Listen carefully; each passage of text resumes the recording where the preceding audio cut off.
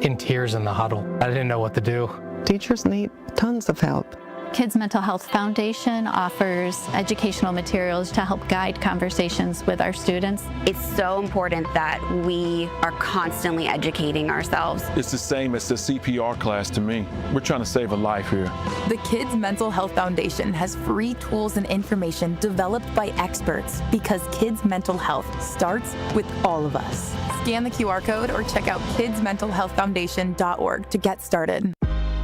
You're listening to the new 1017 The Truth, founded in partnership with American Family Insurance. Insure carefully, dream fearlessly. 1017 FM, 1510 AM, WGKB Waukesha, and W269DL Milwaukee, a locally owned Good Karma brand station.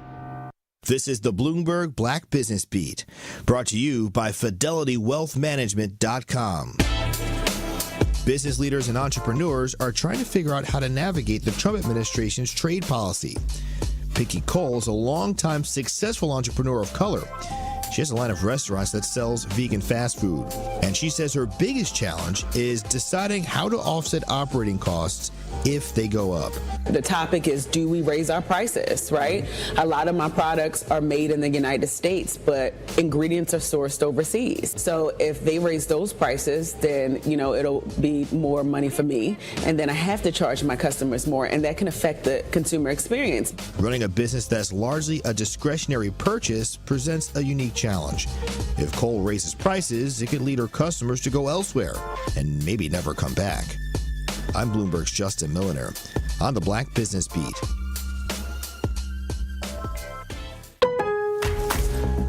Lowe's knows you've got a job to do, and we help get it done. With the MyLowe's Pro Rewards program, eligible members save more with volume discounts on qualifying orders through a quote of $2,000 or more. Join for free today. Lowe's, we help, you save. Offer can't be combined with any other discount, contract, and/or special pricing. Exclusions, more terms, and restrictions apply. Details at lowes.com/terms. Subject to change. Working as a dedicated Fidelity advisor, I always ask, what's important to you? I'll look at those priorities and goals alongside your full financial picture to build a comprehensive plan designed to help grow and protect your wealth. With proactive portfolio insights and an eye on taxes, I'm here to help you make the most of your money. I'm Laura Maxwell, and I'm a dedicated Fidelity advisor. Learn more at fidelity.com/wealth. Investment minimums apply. Fidelity Brokerage Services, LLC, member NYSE, SIPC.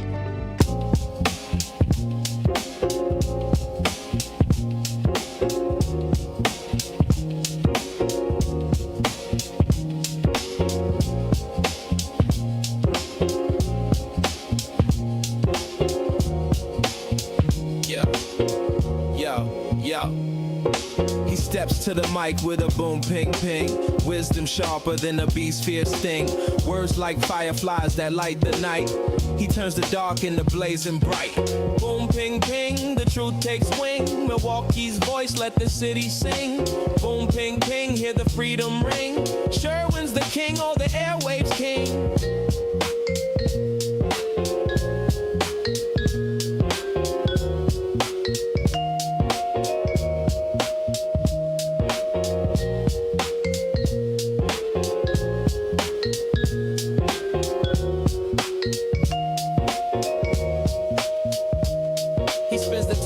Shake the ground, unveils the truth where lies abound.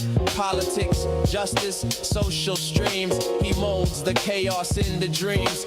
No silence here, just the sound of change. Boom, ping, ping, rearrange. Boom, ping, ping, the truth takes wing. Milwaukee's voice, let the city sing. Boom, ping, ping, hear the freedom ring. Sherwin's the king, all the airwaves king. Through the static, through the noise, he amplifies the people's voice. Boom, ping, ping, like a heartbeat's call. He's got the wisdom to break down walls. Yeah. Da, da, da, da, da, da, da, da, da.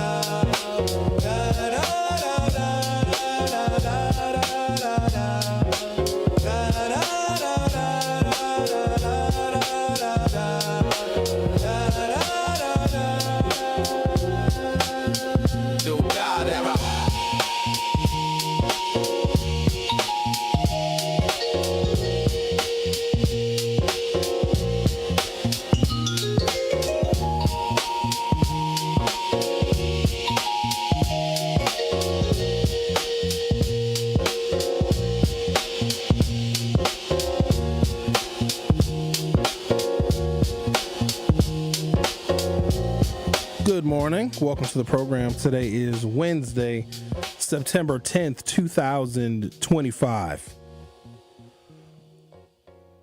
The most significant person that I've ever met in my entire life, and I've met a lot of people, was my maternal grandmother. She had this profound sense of duty and obligation to service. Even into her 80s, she would go and visit sick people in the hospital, people that she didn't even know. And she would sit and talk to them and bring them food. And I was really inspired by that because I never quite understood why you would spend your time sitting with a complete and total stranger. And these would be people that didn't have friends or didn't have family to visit them in the hospital. This was the kind of woman that she was. But I also come from an era where there were strong matriarchal figures in the black community. We've always been a matriarchal people, even going back to Africa. Women led in Africa.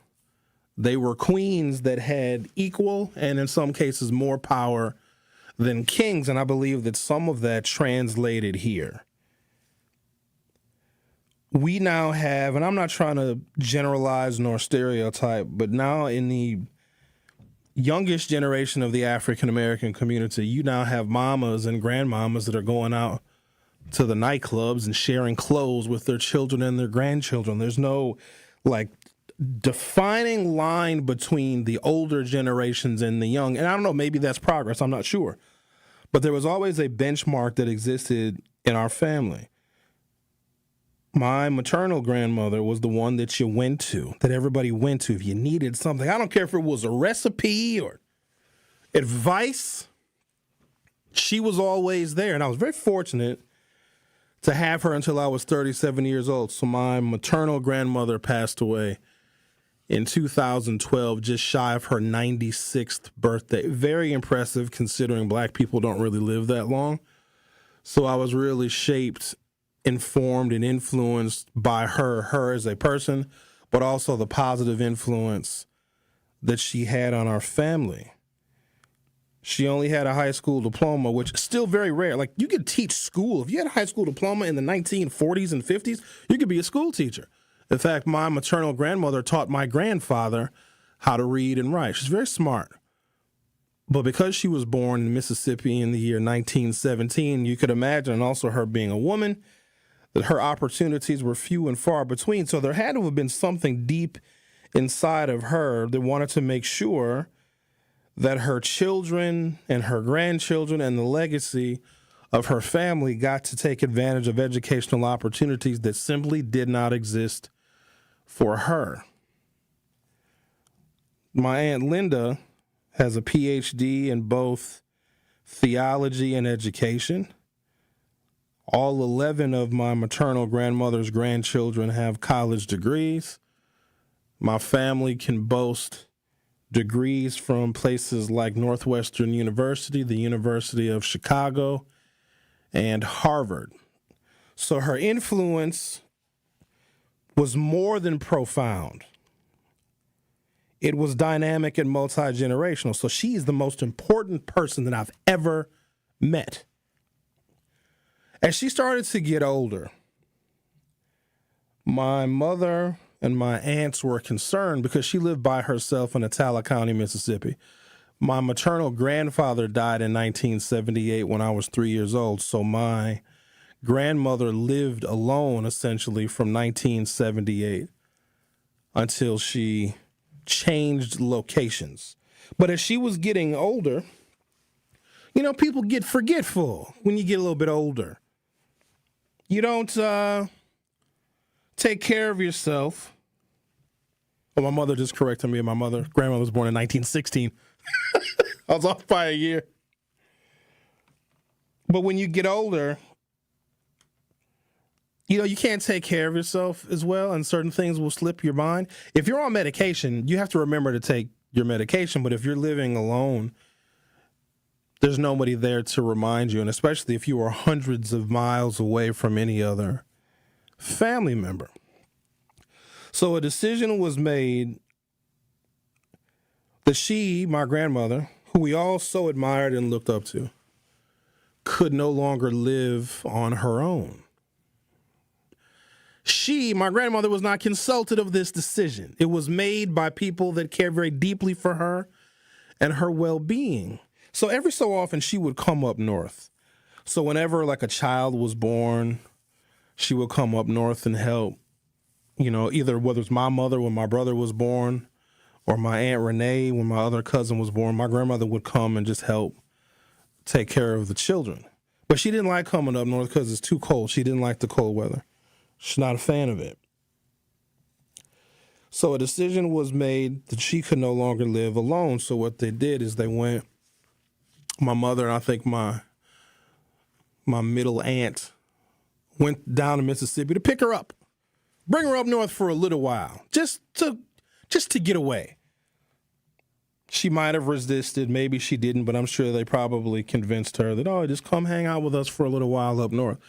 Well, the plan was to never return her home because they were concerned about her being forgetful and maybe falling and hurting herself living in Itala County, Mississippi. Salis, Mississippi, more specifically, living by herself. My grandmother did not want to leave home at all, nor did she appreciate being deceived by her children, but it was out of care for her. I want to make sure that people understand this as a cautionary tale, because you may deal with this, you might be dealing with it right now.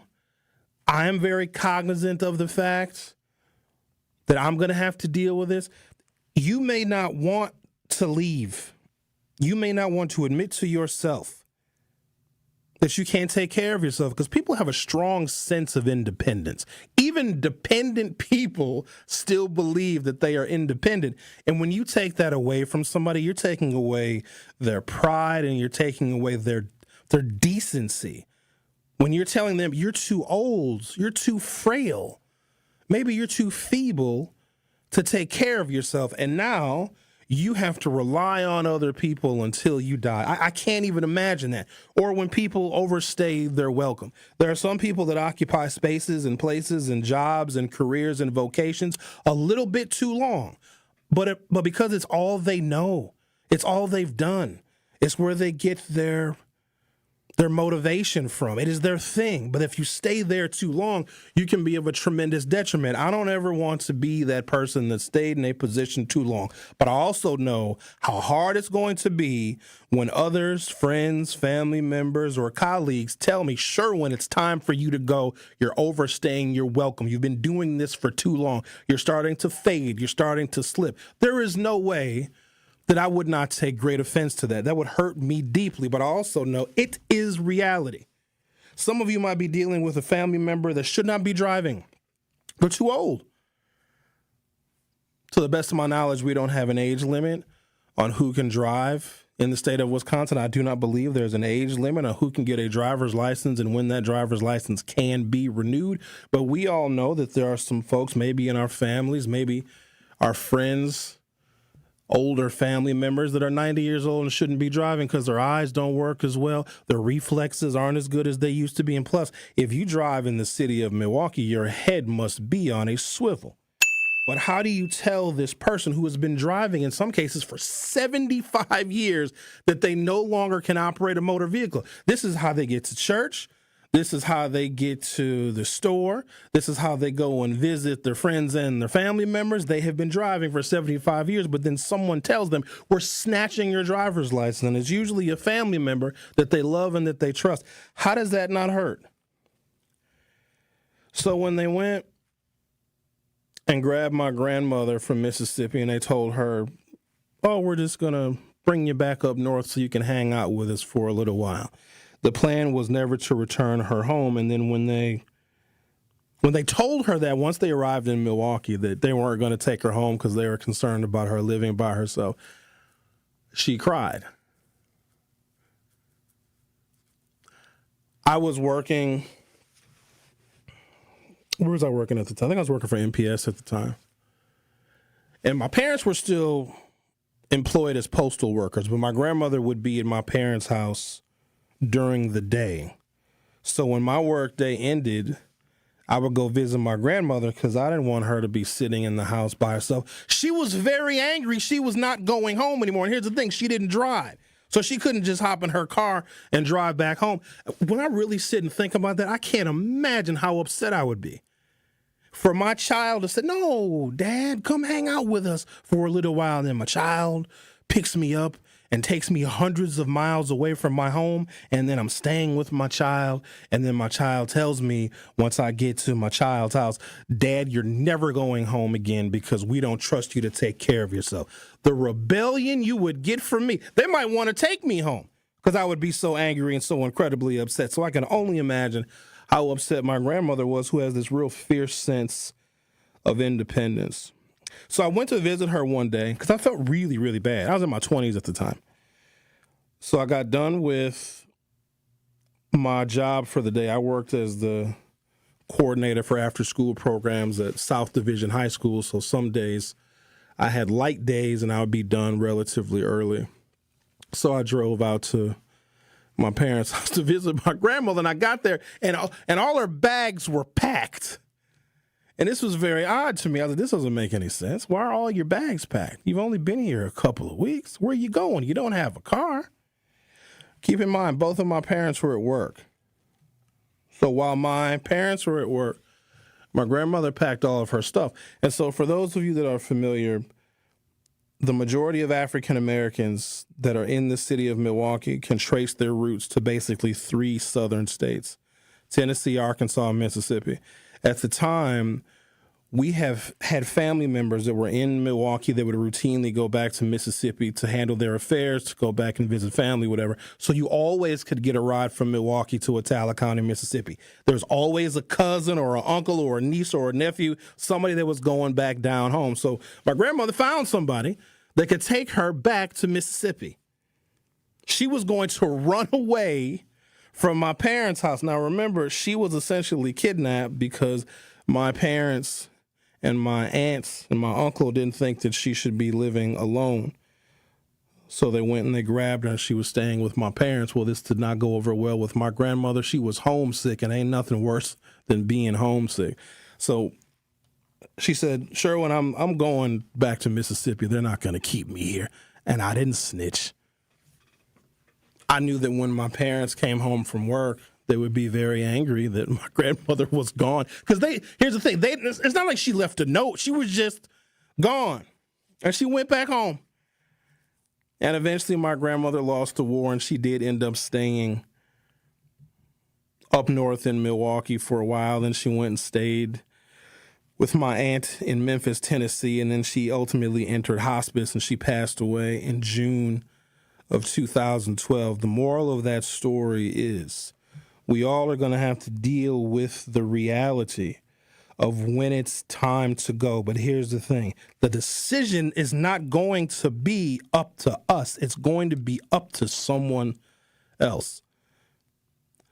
I'm going to take a break. When I come back, I'm going to tell you a very familiar story right along the same lines of what I just told you about my grandmother. But this one has to do with politics. So I'm going to take a break, come back, and we'll get into that on the other side. You're listening to The Truth with Sherwin Hughes on 101.7 FM. I'll be right back. The Truth with Sherwin Hughes returns after this on 101.7 The Truth, The Truth app, and 101.7thetruth.com. Need a way to hype up your day? Hey, is this Carolyn? It is. Congratulations, Carolyn. You just won this. Congratulations. Woo! God is good all the time. What would you do with $5,000? I'm going to buy my nieces some school clothes because my nephew just passed away. Oh. So I'm going to get them some clothes. Stay tuned into 101.7 The Truth for your chance to be entered into the Gruber Law Office's 5K giveaway. For contest rules, visit 101.7thetruth.com.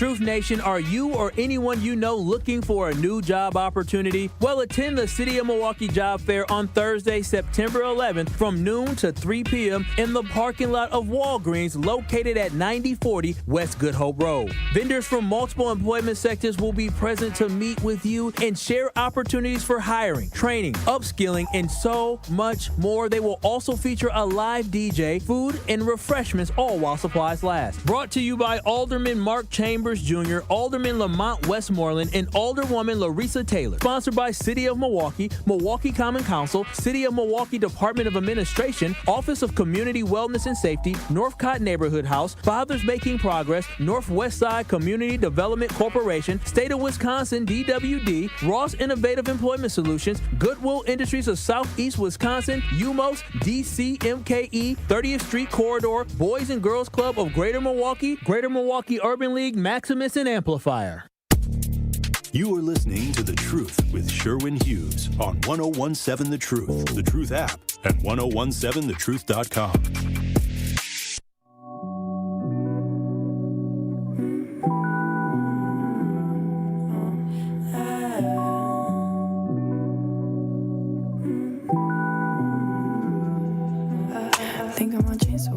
I usually stay away from the messiness of political gossip, and it seems to be something that the Democrats love to do.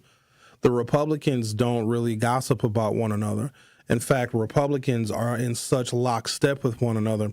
Even if a member of a Republican caucus steps out of line, does something that is immoral or illegal, they defend them.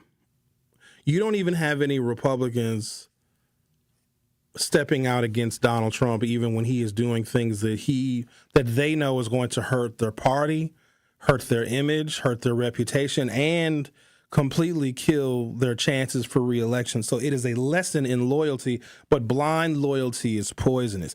The Democrats, on the other hand, they'll spill the tea. I don't like that because it makes the party look weak and look petty, but I get it. When you're in the minority, there's a lot of infighting. The Democrats, they don't really have a lot of power right now. People in this country are suffering, and the Democrats are taking the blame, and the Democrats can't do anything. So oftentimes that fighting turns inward because when Democrats fight against the Republicans, it amounts to nothing, or at least in the short term. I have a feeling things may turn around next year, but we will see. So, I got really upset when Michelle Obama went on some show. I think she went on The View, and she said that for 10 years she didn't like Barack Obama.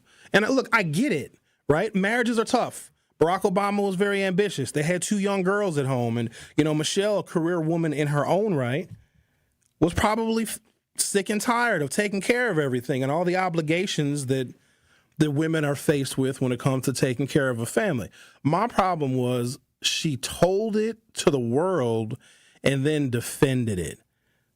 Look, we all know the relationships are hard. We know that. But we still put our first black president and first black first lady on such a pedestal that we should not have been exposed to the reality of the fact that maybe she didn't like her husband for 10 years. We could have just assumed that. But what it did is I think it somewhat tarnished this image that we had of them, because remember, the Obama terms were scandal-free. And that's one hell of an accomplishment because every American president has one scandal or another. Or if you're Donald Trump, every day on the calendar is a different scandal. And so when Michelle said that, I was hurt because we didn't need to know that. And she capitalized off of it and she sensationalized it. She put it in a book. She interviewed about it, and I think that that's somewhat tarnished people's image of Barack Obama because people would be real quick to take Michelle Obama's side, and they're like, wow, maybe Obama wasn't the man that we thought he was if his wife admitted to not liking him for 10 years. Because what we don't need is people creating a false illusion about how great Barack Obama was. I think he was a great president, and it bothered me. And I get it, right? She was being honest and she was telling her truth.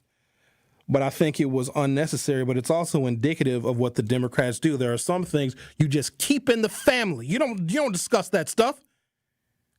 Y'all know better than that. We do. If you have, maybe it takes you a while to learn, but if you are in a relationship of any kind, dating, engaged, married, you will learn at some point in time to stop divulging the intimate and personal details of your relationships to other people. Now, people still do it.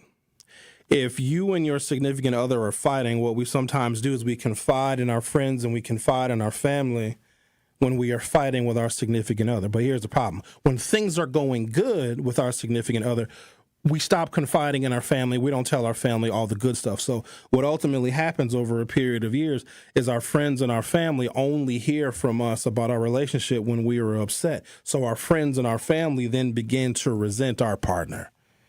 And I'll assure you of this, if you do not have familial and friend support for your relationship is probably going to be doomed. So I've never been a fan of confiding in somebody else about the trials and tribulations of a relationship because it's nobody's business. And even if you do tell somebody what's going on in your relationship, they're not going to understand. You're just complaining to them, and all it's going to do is it's going to get them to resent your significant other, and then ultimately they're going to tell you, well, you need to leave that person because all you do is complain about them. Even though your complaints may be few and far between, when you confide in friends and family, it is only when something is amiss. That's poisonous and problematic. You got to keep that stuff in the house. You want to talk to somebody, go talk to a therapist. The situation with Joe Biden is one that will live on in the ages. Did he stay too long? Should he have left that race before that horrible debate? Joe Biden was staying past its time. Joe Biden, it was time to go, and we knew it was time to go. We knew that he was fading. Kamala Harris, being the heir apparent, she couldn't say to Joe Biden, Joe, you need to step down. You're too old. You can't keep your sentences straight, because it would have looked self-serving for her. But here's what's crazy. Joe Biden picked Kamala Harris so that she could be the heir apparent. But I come to find out that the relationship that Kamala Harris and Joe Biden had was not the same relationship that Joe Biden had with Barack Obama. Those two men were genuinely friends. And Barack Obama signaled to all of us at the exact same time that Joe Biden was a good dude and worthy of being president. So a lot of folks weren't able to read between the lines when Barack Obama was doing things publicly and with his policy pronouncements. Obama was very covert, and he expected all of us in this country to be able to understand the political speak in which he communicated.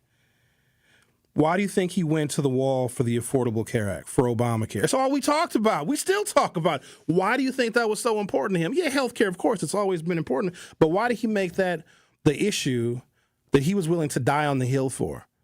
No other president really had gone that far for healthcare. He was sacrificing his entire political career on the Affordable Care Act. And so I juxtapose that with people that say, oh, Barack Obama didn't do anything for black people. The reason why black people are in such a disadvantaged situation in this country, a lot of it is our health. We are the sickest. We are the least exercised. We are dying at unprecedented rates from things that are preventable. And he wanted to make sure that that one issue that harms African Americans, and harms us economically too, that harms us, was going to be his signature issue. But see, we didn't see it that way because everyone was able to get affordable health insurance. It was because black people had less health insurance and we were sicker and going into more debt than any other racial group, is why he prioritized it. So for those that say Barack Obama didn't do anything for black people, oh, he did. You just didn't understand the covertness in which he spoke. Because Barack Obama couldn't be overt. He couldn't say, hey, everybody, I want to have the Affordable Care Act because a lot of black people have pre-existing conditions and can't get insurance. The white Republicans would have had a fit. And then he threw us another signal that most people didn't recognize. There was a series of taxes that had to pay for the implementation of the Affordable Care Act. It was a really, really expensive proposal, as you can imagine. But one of the taxes was a 10% tax on tanning salons. I need you to think about that now. This 10% tax, a federal tax on tanning salons, came out of nowhere. I mean, there's other taxes I'm sure business owners pay if you own a tanning salon. But Barack Obama was like, nah, because who are the majority of the people that go tanning? White people. Because African Americans have the most health disparities, the most pre-existing conditions, and we needed affordable health care more than anybody else, Barack Obama's like, white folks are going to pay for it when they go tanning and try and look like us. Brilliant. Only one Republican stood up and was like, yo, that's racist. You guys know that Barack Obama is taxing tanning salons to pay for the Affordable Care Act? And people dismissed that Republican because they didn't put two and two together. I always found that fascinating. But that was the way that Barack Obama spoke to us covertly. Another way he spoke to us covertly is when his last official duty as president, he gave Joe Biden that Presidential Medal of Freedom. That very last day of Barack Obama's presidency, that was another signal to us that, hey, everybody, I've been working with Joe Biden for 8 years. He's been a good man. He's been of wise counsel. I'm going to give him this medal, which is the highest honor that a president can give a civilian. But that should have been a signal to us that Joe Biden should be the heir apparent. Now, problem was Beau Biden died and Joe Biden decided not to run. Hillary Clinton ran. Hillary Clinton lost. But that was the signal to us, that covert signal. I learned a lot from Barack Obama and how to speak politically. You can't say you're going to do stuff for a specific group without making everybody else in the country angry. Now, Trump does. Trump is different, though. But Barack Obama didn't have that luxury, so he had to do it very covertly. So then ultimately Joe Biden gets elected president, but the relationship that existed between Kamala Harris and Joe Biden was one that was, let's just call it prickly. From thehill.com, former Vice President Harris suggested in her forthcoming book, gossipy, why do they always put it in a book? Kamala, I'm mad at you. I mean, I still like you. Now, if you ran for president again, I wouldn't vote for you, but Kamala, I still like you, but I don't like how you're putting this messiness in this book. Former Vice President Harris suggested in her forthcoming book that former President Biden's decision to run for re-election last year amounted to recklessness. Kamala, you don't say that. We all know that it was reckless for Joe Biden to continue running. And he ran until he had that horrible debate performance, and then they basically had to force him out. But then that also falls on Joe Biden. And again, this is very, very tough. Joe Biden overstayed his welcome. He stayed in the position too long. And as an older person, you know how hard that is? Just like with my grandmother, how hard it was for my grandmother to have to admit to herself that she was too old to take care of herself and had to rely on family members for her care. You know how hard that is? And so I'm empathizing with the elderly in this particular circumstance, because when is a good time to tell somebody who has been fiercely independent their whole life, hey, guess what? You can't take care of yourself anymore, so we're now going to assume all of those duties for you. That's pride reducing. People's independence gives them their sense of self. And when you take away their independence, you're taking away their sense of self. I'm sure a bunch of people probably told Joe Biden, Joe, you're too old to be doing this. You can't run again, Joe. Don't announce your reelection, Joe. And I'm sure he fought it. I'm sure he resisted. Kamala Harris was probably one of those folks as well. But, you know, she couldn't say anything to him because it would look self-serving, even though she was selected to be Joe Biden's heir apparent. I'm going to take a break, come back, give you a few more details about the gossip that is now flying around, that they're now playing Monday morning quarterback and looking back in hindsight, looking at how Joe Biden stayed in the race too long and he was too old and Kamala Harris wanted him out, but she couldn't say anything. And it's just a whole mess. You're listening to The Truth with Sherwin Hughes on 101.7 FM. I'll be right back. The Truth with Sherwin Hughes returns after this on 101.7 The Truth app, and 101.7thetruth.com. Fall in Milwaukee, where the air is crisp, the drinks are cold, and the good times are just heating up. Stroll Milwaukee's lakefront and explore its parks as they burst into a kaleidoscope of golds, ambers, and reds. Raise a glass at a beer garden that feels like a neighborhood block party, Milwaukee style. And just as the temps fall, Brewers baseball is turning up the heat. October dreams are made right here. This season, every color, every cheer, every sip, it all comes together in Milwaukee. Craft your perfect getaway at visitmilwaukee.org. Hey, Drew and Jonathan Scott here. Build a customized renter's policy with American Family Insurance so you can protect your tandem bike on the go. Thief! Oh, he is struggling with that two-seater. Life's better when you're under American Family's roof. Insure carefully, dream fearlessly. Get a quote and find an agent at amfam.com. Some exclusions may apply. Products not available in every state. American Family Mutual Insurance Company, SI and its operating companies. 6000 American Parkway, Madison, Wisconsin.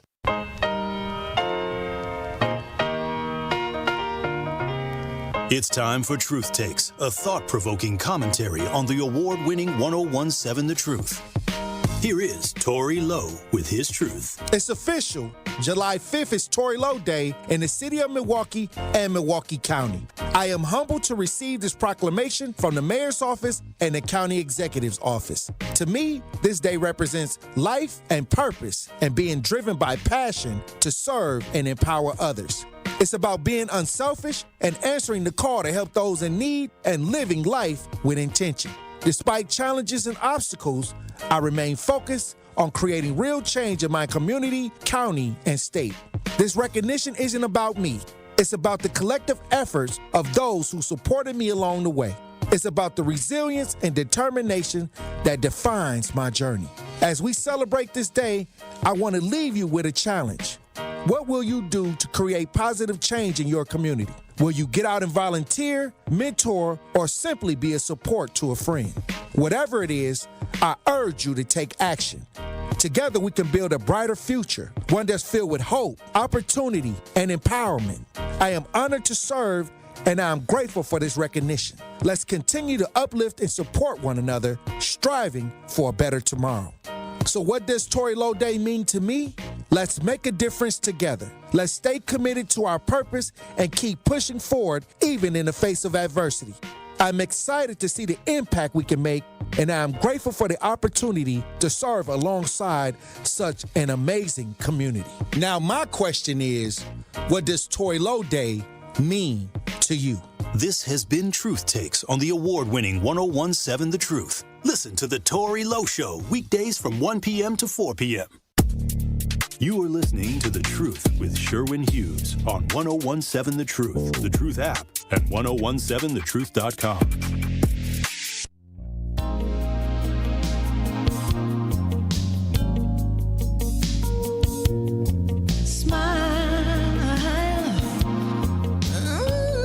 Former Vice President Kamala Harris suggested in her upcoming book that former President Joe Biden's decision to run for re-election last year amounted to recklessness. Kamala, it's real easy for us to say this after you lost.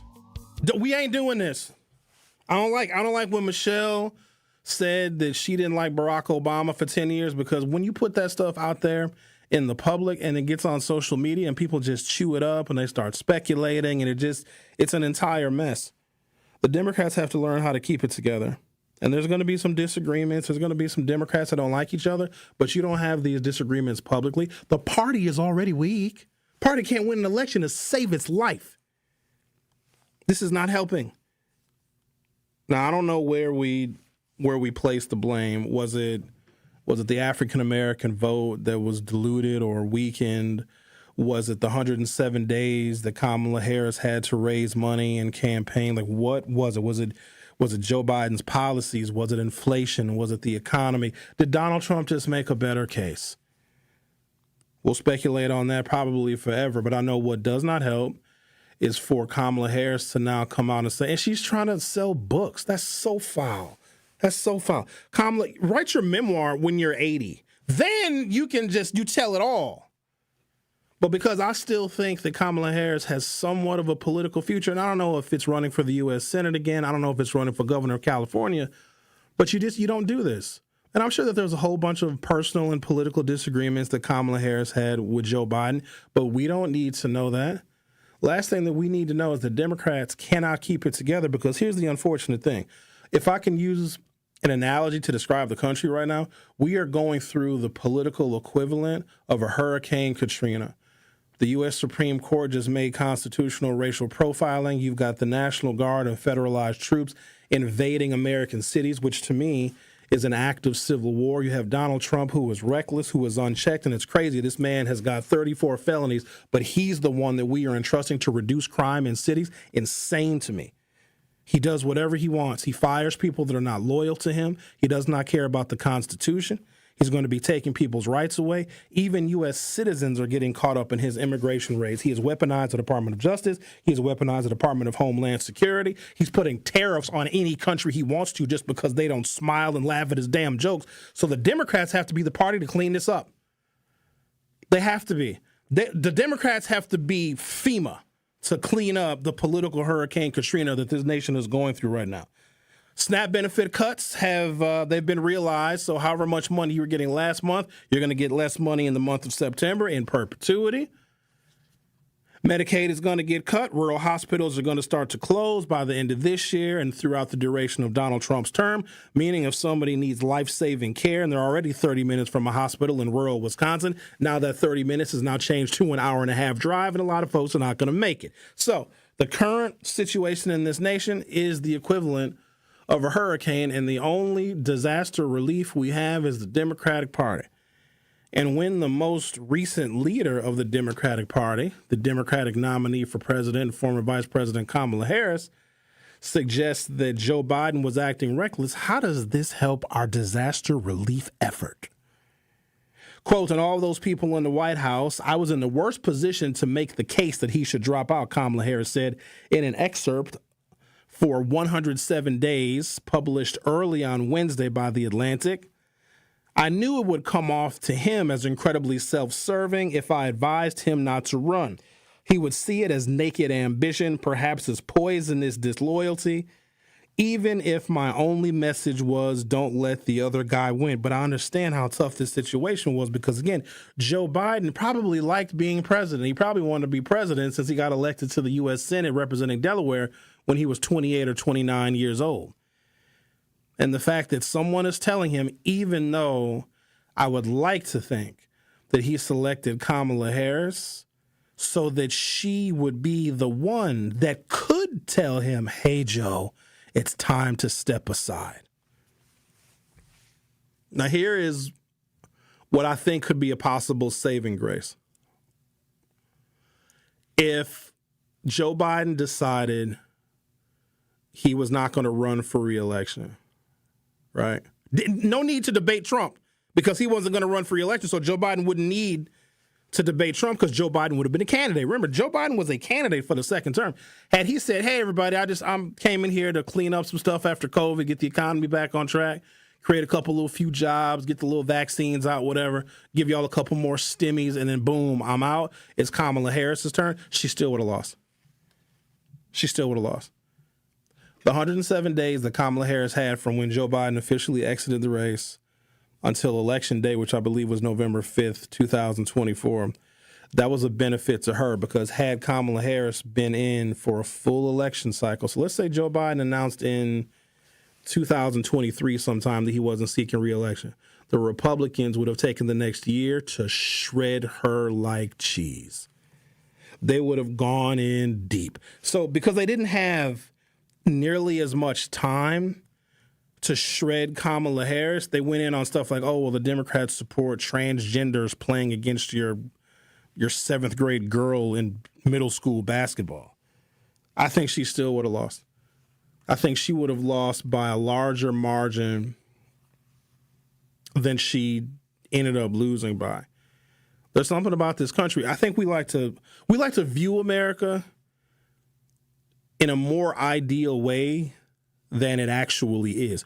We like to think, oh, America's the land of the free and the home of the brave and everything is fair and everybody has equal opportunity. I think that when we look at this nation in the mirror, we want to see those things. Not even close to what it is. Not even close. Not even remotely close to what this nation is. This nation doesn't want to elect a woman. This nation will elect a black man before a black woman, meaning I don't think that the black has anything to do with it because if Americans get desperate enough, we'll do damn near anything. Crack, heroin, we'll do if we get desperate enough. Yep, we will. America don't want to elect a woman. And it pains me to say that because it's not men that don't want to elect a woman. It's women. More importantly, it's white women. They voted for Trump in a majority number in all three of Trump's elections. white women who are the largest voting bloc. This is not even me being racially biased. This is just statistic. White women are the largest voting bloc in America. What they say goes. For some reason, they had a tough go trying to protect their reproductive rights, and they still can't get paid family leave. But that's neither here nor there. White women voted for Donald Trump in 2016, in 2020, and in 2024, and white women won 2 out of 3 of those contests in which they voted for Donald Trump in majority number.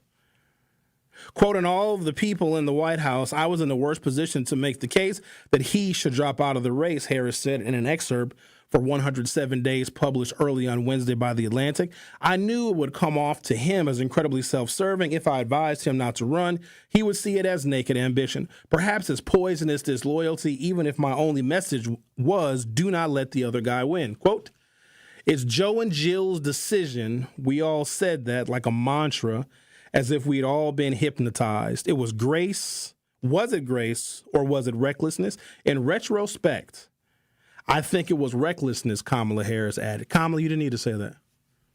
You didn't.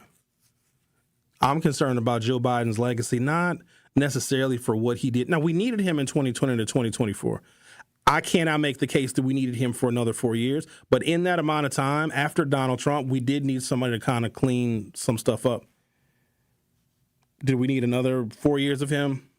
Not entirely sure. Who Joe Biden probably should have picked to be his vice presidential running mate? Gavin Newsom.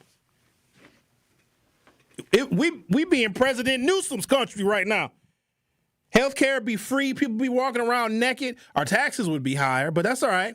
College would be free. The wars would be over because Gavin Newsom seems like a peace-loving guy. The former vice president ran a short presidential campaign last year after Biden withdrew from the 2024 race, following a dismal debate that inflamed questions about his age and his mental fitness.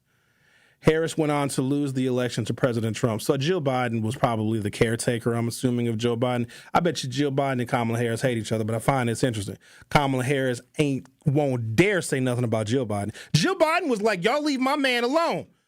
I say Joe Biden is running again because Jill Biden probably didn't want Kamala Harris to be president. Now, again, we don't know the dynamic between those two women, but can we admit that sometimes women don't get along? And I don't want to stereotype, and I don't want to generalize. Sometimes men don't get along either. I would argue that Donald Trump and Joe Biden probably don't get along. But I could also make that same argument that Jill Biden did not like Kamala Harris as far as she could throw her. I'm going to take a break, come back. I want to let you know that at 10 o'clock, we're going to be joined in studio by candidate for the Wisconsin State Supreme Court, Judge Chris Taylor. She is running in a recently created vacancy because Justice Rebecca Bradley has opted not to run for re-election. So we're going to talk about yet another Wisconsin State Supreme Court race where appellate court judge Chris Taylor is going to join me in studio in about, 15 minutes, give or take. You're listening to The Truth with Sherwin Hughes on 101.7 FM. I'll be back shortly. The Truth with Sherwin Hughes returns after this on 101.7 The Truth app, and 1017thetruth.com. From the biggest stars to the greatest moments, Behind the Bucks is Bucks history like you've never heard it before. It's all on Behind the Bucks on the Bucks Plus audio network. Behind the Bucks is presented by Gallagher, your trusted insurance broker and HR and benefits consultant. Available now on bucks.com/plus, the Bucks app, the new ESPN Wisconsin app, and wherever you get podcasts. Friday Night Lights now officially lives here. 101.7 The Truth is the proud home of Marquette Hilltoppers football. Tune in Friday night as the Hilltoppers travel to take on the Menominee Falls Phoenix. Join our coverage starting at 6:30 p.m., leading up to kickoff at 7 p.m. Marquette Hilltoppers football is presented by Gruber Law Offices. One call, that's all. And sponsored by Left's Lucky Town, C.G. Schmidt, Capital Insurance Agency, Boyle Fredrickson, Annex Wealth Management, Magic Productions, and Berghart Sporting Goods. Hi, I'm Brittany Miller from Big Frog Custom T-Shirts and more. Custom T-shirts, sweatshirts, jackets, hats, you name it, we can do it. Big Frog Custom T-Shirts and more is family owned and all about celebrating life's big moments. Maybe it's a milestone birthday, a celebration for your child's first goal, or that work fundraising event. We are everyone's printer. No minimum orders, affordable designs, and help straight from me and our team. We're the one-stop shop for all your custom needs. Start your project today at bigfrog.com/Mequon.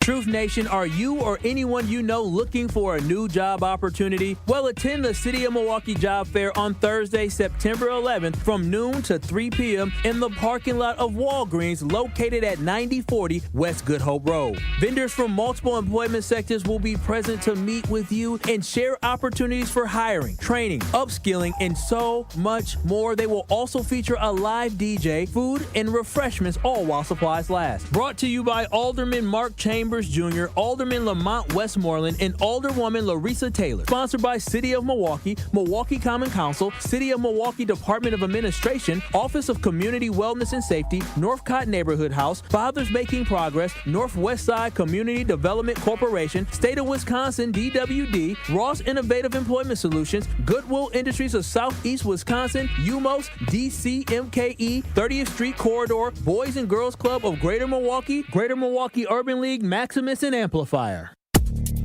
You are listening to The Truth with Sherwin Hughes on 1017 The Truth, The Truth app, and 1017thetruth.com.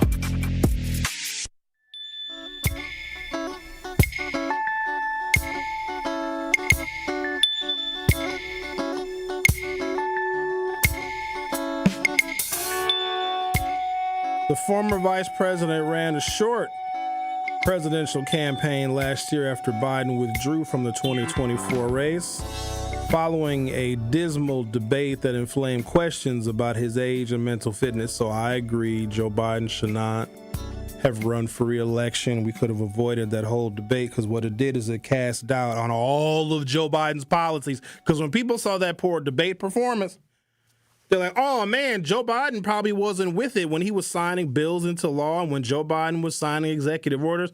It was a really ugly moment in American politics. It was.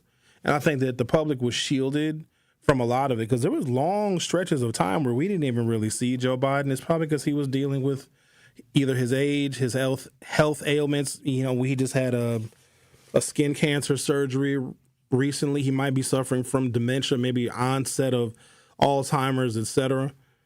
He should not have run for re-election. And I'm sure it was very frustrating for Kamala Harris, who was chomping at the bit to be the first black woman president of the United States. But if she would have told Joe Biden, I'm sure she probably did in covert ways, that he should not run again and turn the reins over to her, it makes me think that there were things about Kamala Harris that the Bidens didn't trust. And I don't really know her like that. I know when she ran in 2016 in that Democratic primary, she dropped out pretty early because she didn't really have the support. And I'm wondering if there are things about her. I was told that she's very tough to work for. She's like mean and nasty and condescending. Her and Amy Klobuchar, the U.S. Senator from Minnesota, heard that Amy Klobuchar is a tough one to work for as well. But maybe there are things about Kamala Harris that they know, the inner circle knows, that the rest of the country did not. Harris announced last month that she would go on a book tour. Damn, Kamala. When do you go on your book tour? You go on your book tour when your political ambitions are over. Or if you were the vice president of the United States and you ran for president of the United States and you lost, you do your book tour after the person you serve with dies. Right? Is she premature in this? Because she's trying to capitalize off of her story. Kamala, you lost. And we all lost when she did. Now, I'll be honest with you now. I went all in for Kamala. You heard me on the radio every day. You heard all of us here. Because I knew that she would be better than the alternative. And even if she was really bad, and there's a possibility that Kamala Harris could have been a horrible president. Now, the other thing is, let's say she got elected. Let's say she was just awful. Let's say the people she selected were awful. Let's say her policy ideas were terrible. Let's say she was getting into petty fights with her staff and with Democratic members of Congress. Let's say all of that took place and she was a real bad president. I don't know if Democrats would have been honest with Kamala Harris and told her that she was a bad president because she's a black woman. I think we just would have let her be bad because, you don't want to tell her that she's a bad president. She might get offended. Kamala Harris announced last month that she would go on a book tour of 15 cities, including the United Kingdom and Canada, for 107 days.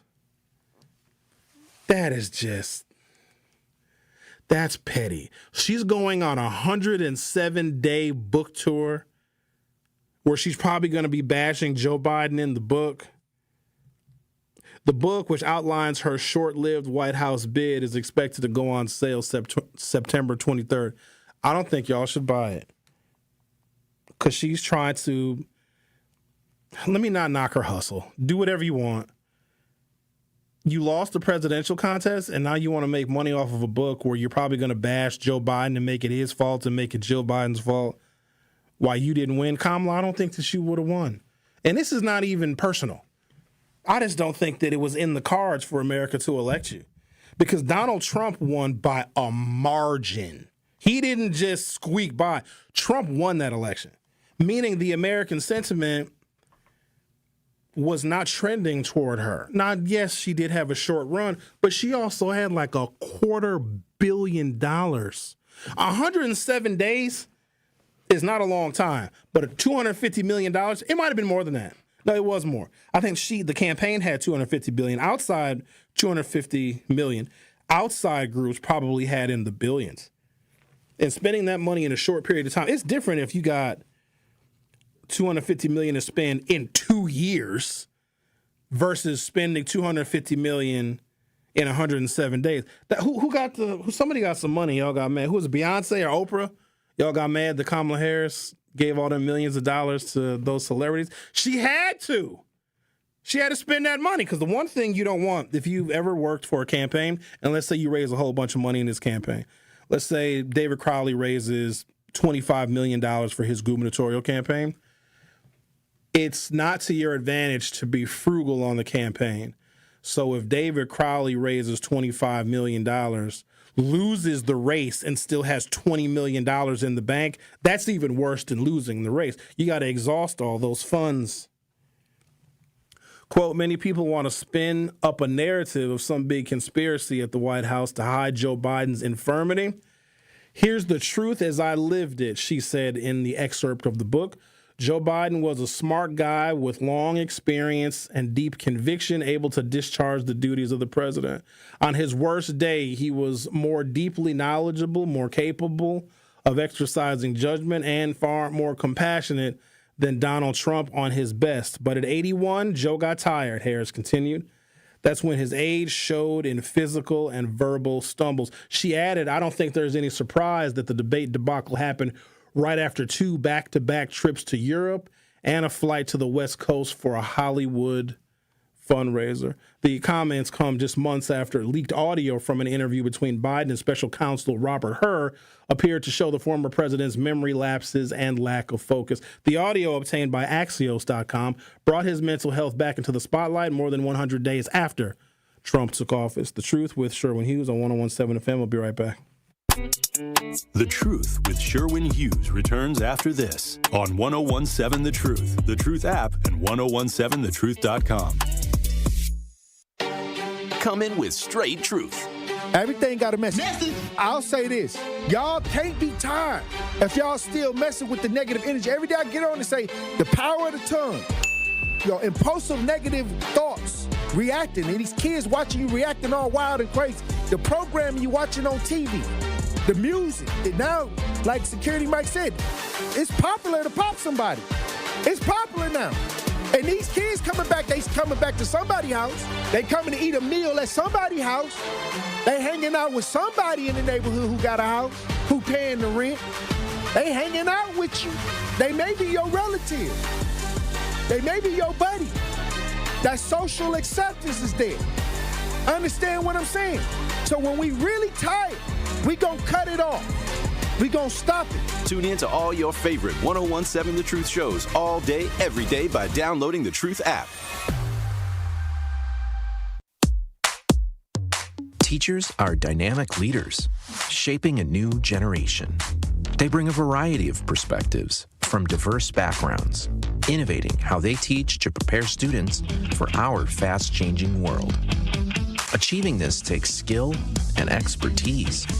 They're tireless explorers, creatively discovering a universe of solutions, telling stories, experimenting, inspiring, mentoring, connecting cultures, and connecting with each other.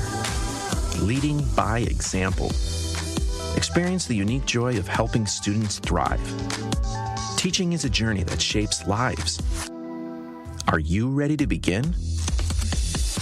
Explore teaching at teach.org, a campaign supported by the U.S. Department of Education, teach.org, and 1 million teachers of color.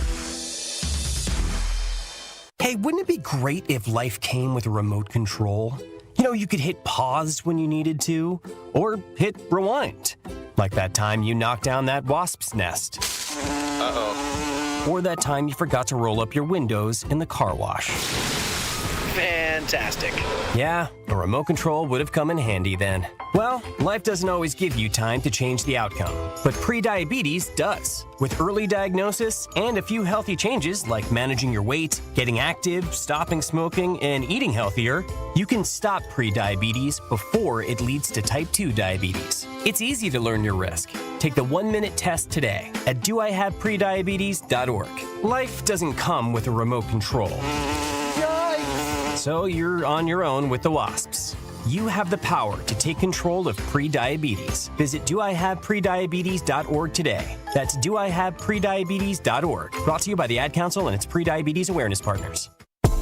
You're listening to the new 101.7 The Truth, founded in partnership with Associated Bank. Your money works here. 101.7 FM, 1510 AM, WGKB Waukesha, and W269DL Milwaukee. A locally owned Good Karma brand station.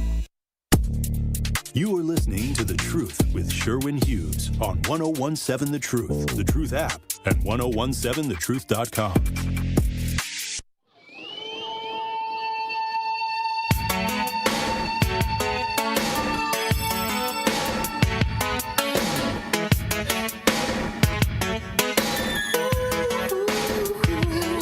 Welcome to Hour 2 of The Truth with Sherwin Hughes. Our telephone number, if you are so inclined, is 833-212-1017, 833-212-1017. And if you haven't done so already, join us on YouTube. Search 1017 The Truth from your YouTube app or youtube.com. Hit subscribe, and you can join the live video stream and also those individuals that are chatting in real time.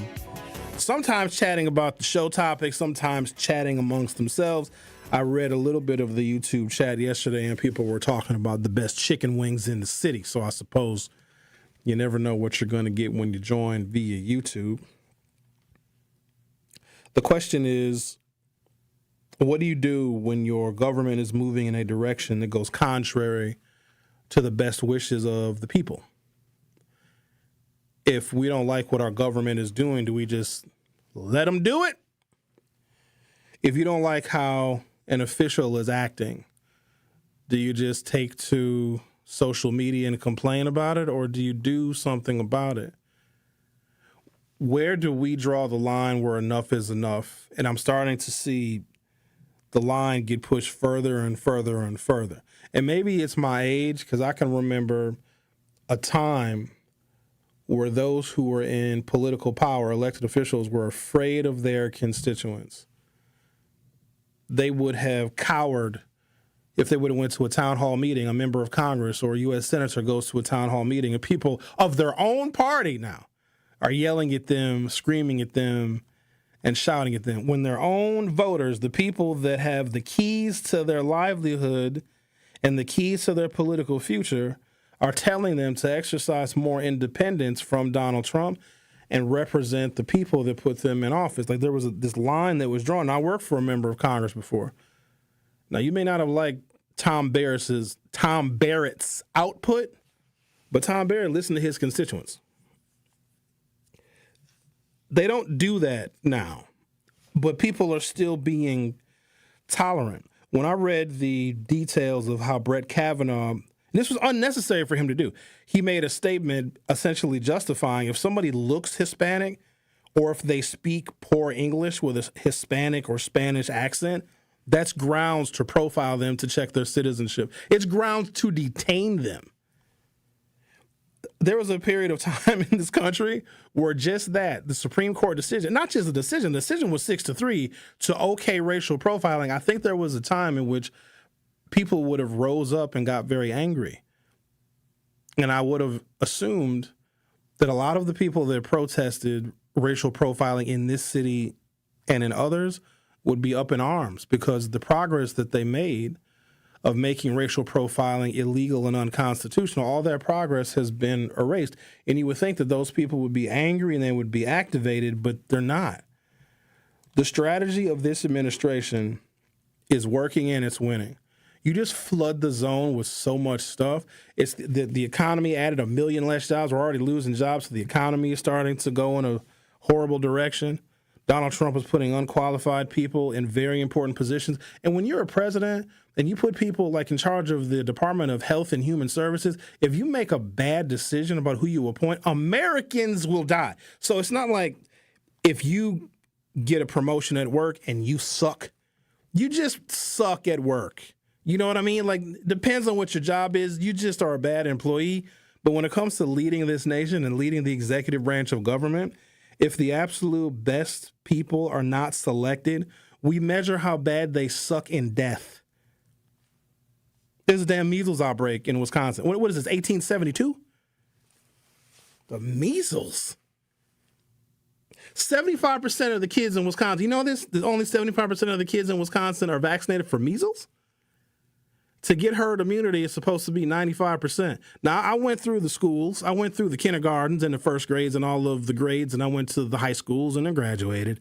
And I went to the colleges. Didn't nobody get the measles, ever. Never no measles. People got head lice, though. Do people still get lice?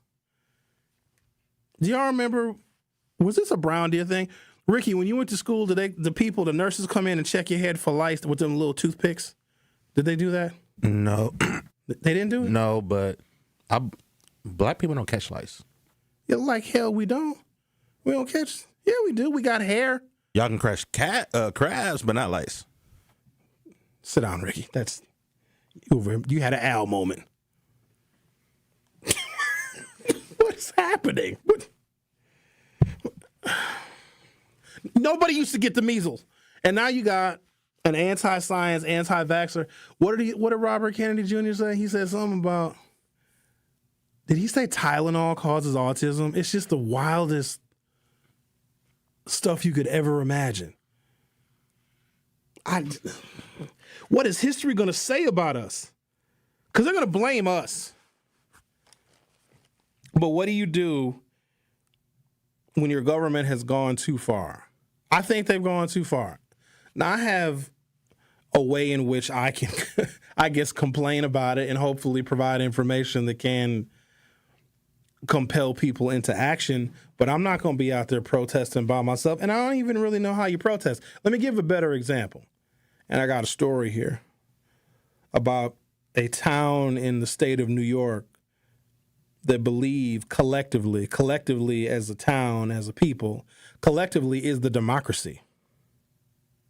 They think that ICE agents are going a little bit too far. They think their government is going a little bit too far.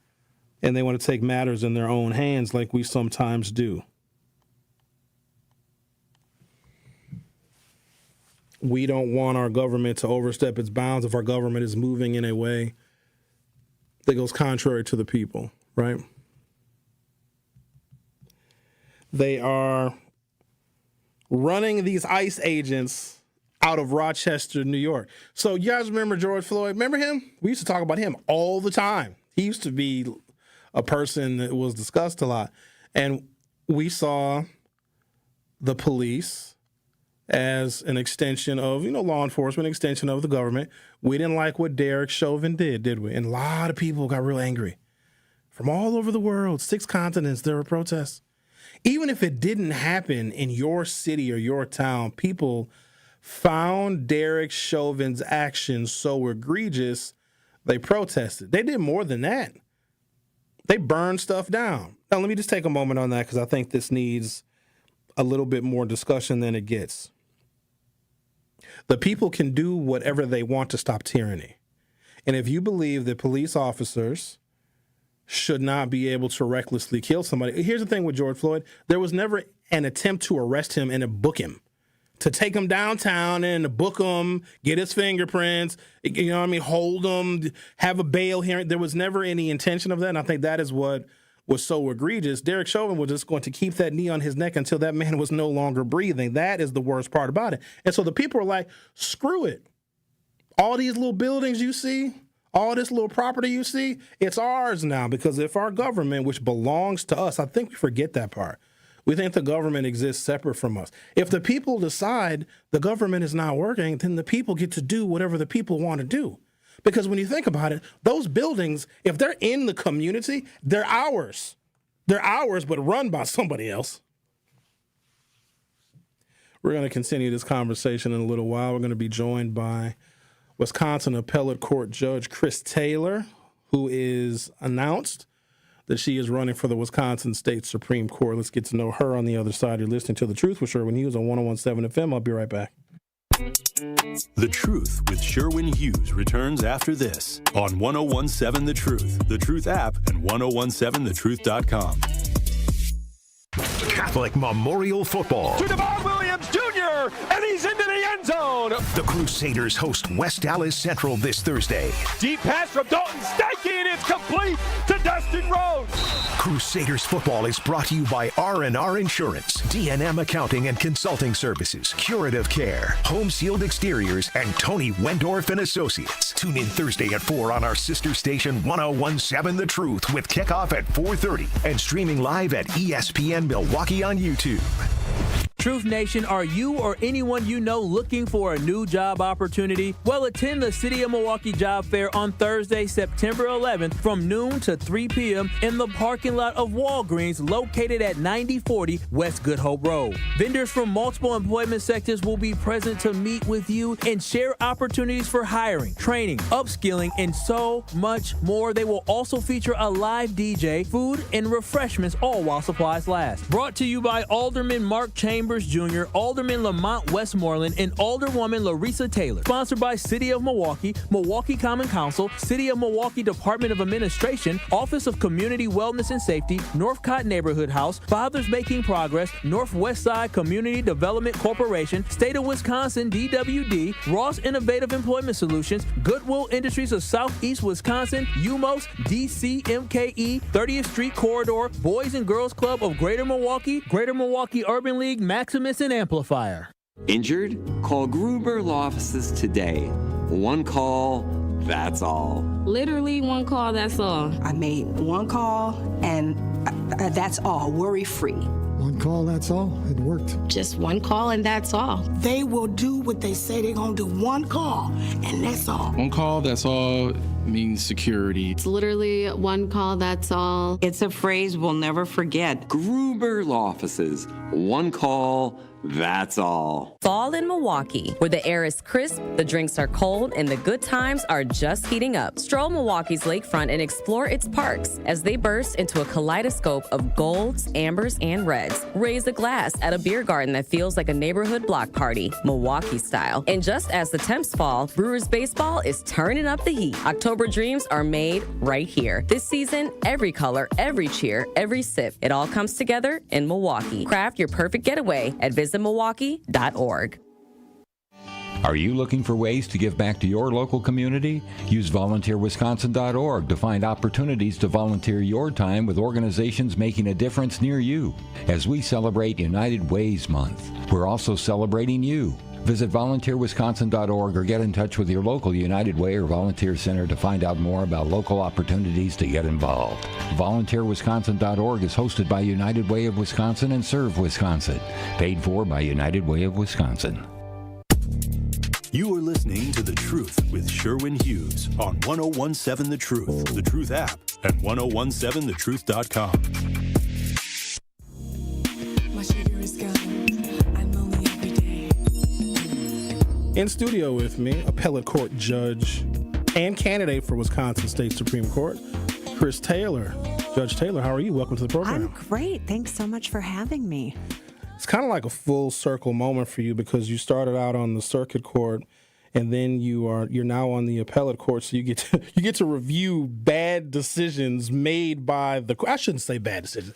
Maybe additional information or additional evidence can be presented in an appeals process that is not always available in the circuit court. But I've always had a tremendous respect for appellate court judges because if a circuit court doesn't get it right, the appellate court has the opportunity to review that case. Is that does it give you a broader perspective on the law when you've both worked on the circuit court and the appellate court? Absolutely. I learned so much as a circuit court judge.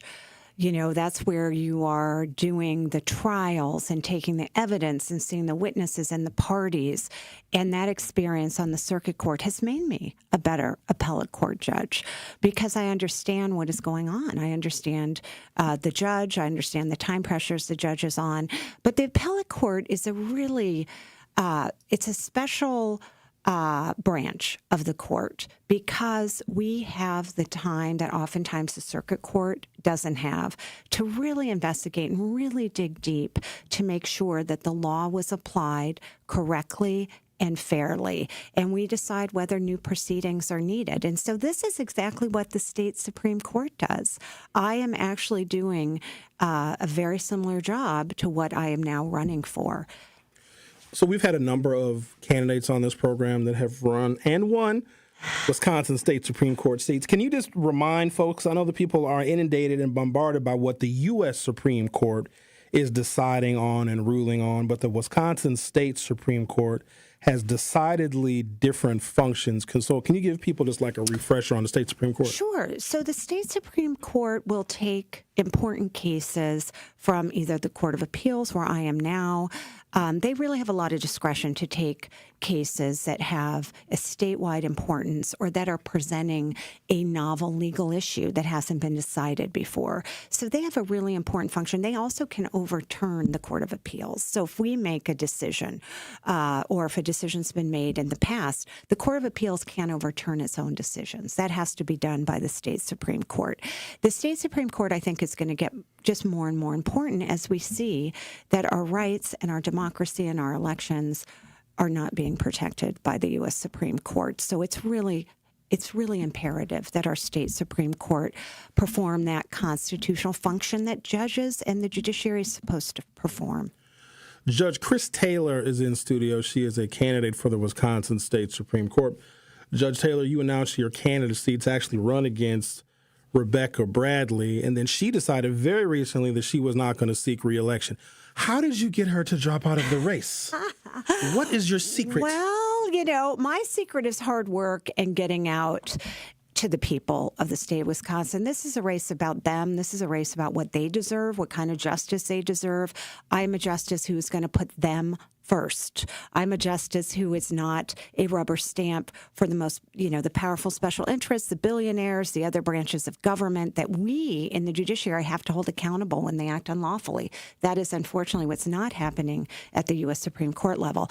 So Sherwin, whoever it is who's going to run against me doesn't change my focus in this campaign. My focus is making sure that I'm out and about into communities across the state, listening to people and telling them about me, talking about why this is such an important race. If you care about democracy, if you care about our elections, if you care about the right to vote, this is a critical, critical race.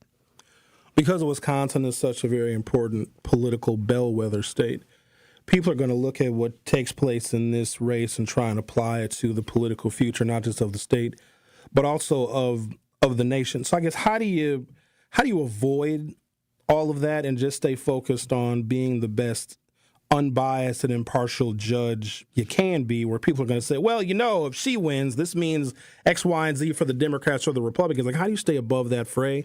And also, as you travel the state, people are going to want to know very partisan things. Like, how do you make that distinction? This is a decidedly nonpartisan race that decides on issues that help people regardless of their political affiliation. Absolutely. Well, that's what I've done for 5 years as both a circuit court judge and a court of appeals judge. It's actually really easy to do that because I am committed to applying the law in an impartial, fair way with always an eye towards justice. So that's not hard for me to do.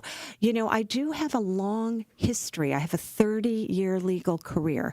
People can look and see the things that I've done. I've been the law and policy director for Planned Parenthood of Wisconsin, where I worked every day to try to make sure that people had access to health care and were able to make their own personal private health care decisions. I was in the legislature where I advocated for working people being able to get a slice of the pie they help make instead of just the little crumbs, where I advocated for kids and worked on a lot of really good bipartisan bills that became law. So if people look throughout my history, and they should, they deserve to know who is this person they're bestowing a great honor and electing to our highest court. They can see my priority has always been making sure that people have access to justice, that they're treated fairly, and that their constitutional rights are respected and not trampled upon. Judge Taylor, the special interests are coming, whether you like it or not. We saw most recently, the fellow that makes the electric cars, Yes. the Tesla man, came to Wisconsin and dropped tens of millions of dollars to help Brad Zimmel. We come to find out that Wisconsin voters don't like when special interests come in and drop all of this money. I guess, how do you sidestep all of that? Because people may think that's a special interest, and there's going to be some, I'm sure, that are going to want to help you. But how do you stay separate from that when voters in Wisconsin kind of combine everything together with special interests? Well, it's such a good question. I think I was so proud of Wisconsinites that rejected the attempt of a right-wing billionaire to buy a seat on the state Supreme Court. And I am focused on talking to people about making sure that doesn't happen in this race. I mean, Sherwin, I don't know any billionaires. I'm going out to the people, and I'm proud that I've received support from people in every corner of the state, in every single county. They have come out to support me. I believe in the power of people. That's where I get my energy. I think that we have a great opportunity here to make sure our state Supreme Court is standing up for the people of the state and is not purchased, not bought by an out-of-state billionaire who has his own interests in mind, not the people of the state of Wisconsin. The U.S. Supreme Court, not very popular these days. They've made some very controversial decisions that I think make Americans wince at the very least. Have you found, as you travel the state, is the attitude similar when it comes to the Wisconsin State Supreme Court? Are they unhappy with the state Supreme Court like they are with the U.S. Supreme Court, or do Wisconsinites draw a line, a distinction? I do think there is a distinction being drawn. I do think the people of the state of Wisconsin are really tuning in to the importance of the state Supreme Court. We've had some really important decisions recently that have been decided by one vote. Whether we have fair maps, legislative maps, that was a decision by the majority of the Supreme Court, decided by one vote. There was an attempt by President Trump to bring a case to overturn our 2020 election. That was rejected by one vote.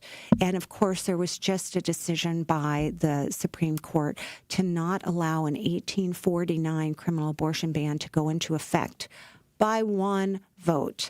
So people are understanding this is an important court. They make important decisions. And I'll tell you, I'm not comfortable with our democracy and our fair elections and our right to vote being determined by one vote. So this is an opportunity for us to expand and strengthen a majority on the state Supreme Court that puts the people of the state of Wisconsin first. I want you to talk about how the court can act and should act as I'm going to say, politically stabilizing force when partisanship has just run amok. I'm going to give you an example. There's a place called Texas where the president of the United States decided that he wanted 5 brand new, this is between the census now, 5 brand new Republican congressional districts. And I wondered, while all of that was going on, now clearly I'm not from Texas. In fact, I've never even been there before, how the Texas State Supreme Court just allowed something like that to happen, considering the fights that we have here in Wisconsin over over our map. So explain the role of the court in when something like that happens, when you have an executive that says, hey, forget the census and apportionment, let's just create some new districts. Shouldn't the state Supreme Court have a role in that? Yes, and that is one of the primary functions of the judiciary. In the judiciary, we don't have the power of the purse. We don't fund government. We don't have the power of the sword to declare war. What we do have the power to do is to declare actions of the other branches of government unconstitutional. And that is a key piece of what the judiciary is supposed to do. We see an abdication of that role by courts. Now, some courts are doing a very good job trying to apply the law, trying to hold the other branches of government accountable. There's been many of the executive orders of President Trump's that have been struck down, that have been enjoined. They're not in effect. And those are those lower district courts in our federal system. As you go up the chain, it gets more political. We have seen the politicization of the U.S. Supreme Court. We have seen them turn their backs on performing their role in holding the other branches of government accountable and in determining that their actions are unlawful. So that is the role of a court. I understand that. That's a role I'm prepared to play. That's why I'm a judge. Those are things that judges do. Those are things that are delegated to the judiciary, and the judiciary must perform that function. A February primary, maybe an April general election for sure. What does the campaign look like between now and, say, a February primary and an April general election? That's a great question, and I want to invite everybody to join this campaign for justice. I have two major focuses. One is continue to travel around the state, talk about the importance of this election, the importance of courts, why it matters who's elected to our state Supreme Court. So connecting with people, energizing people. This is something we can do together, but it's going to take everybody. It's going to take everybody to help me get elected. This is not going to be an easy race. The right wing is going to come in and give it everything they have, and they will bring in their billionaire friends because they know I can't be bought and sold. They know that. So I am going to focus very much on mobilizing the people of the state of Wisconsin. We did it in this last race. We can do it again. And obviously, I need the resources to win this race. So I'm spending time doing that. Those are two of my primary focuses as I go forward. Your time on either and both the appellate court and the circuit court, any particular case or situation, to the extent that you can talk about it, that stands out as something very meaningful or something very powerful, or a case where you felt you made a real big difference in either the lives of people of Wisconsin or even an individual? I think that when I was on the trial court and I was in a criminal rotation, some of the most powerful things that I was witness to was a victim of a crime coming in and forgiving the person who had done this to them, and the accused, the defendant, making really significant changes in their life. It was so transformative for me as a judge. I wasn't expecting to be inspired by what I saw, but it really struck home with me the power that not only I had as a judge, but the accountability that I had to the public to make sure that they were having an opportunity to come in and say their piece, and make sure that the defendant had an opportunity to get a fair shot, to have a fair hearing, to get to say whatever they wanted to tell me. So I really, I can't, there's not one case that happens so often, but I was always really moved by the people in front of me. There were so many instances of people changing their lives. There were many instances of victims coming in and being able to move forward with their lives. And I think that really, really impacted me. And then I tried to give every single person all of my time and energy and to be as fair and impartial as I could be, making sure they had the opportunity to be heard. Judge Taylor, if people want to join the campaign or get more information about you, is there a website, social media pages? Absolutely. I welcome it. I really invite everybody, as I said, to join my campaign for justice. You can go on my website, www.chris4justice.com.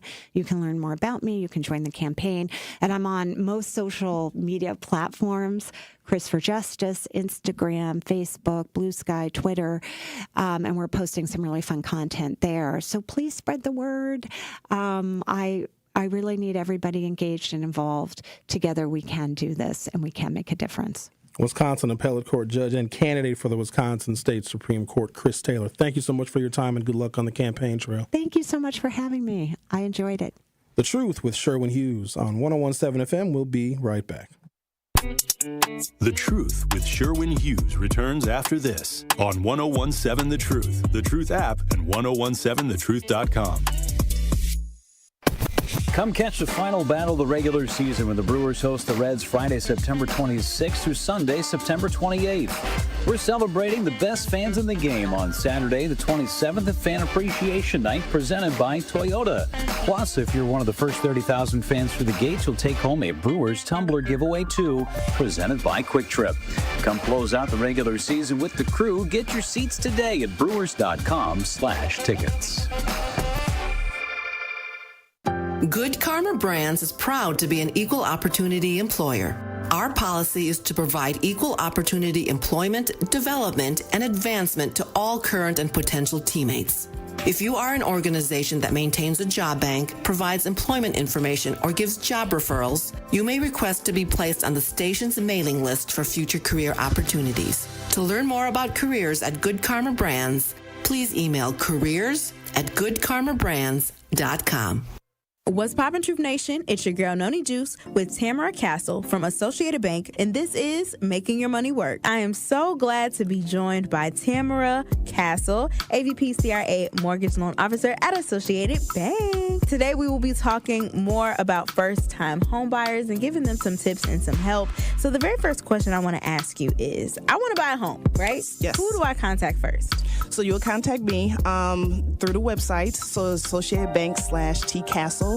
And of course, you could always give me a call, 262-888-3135. Text, leave a voicemail. We'll get you guys going.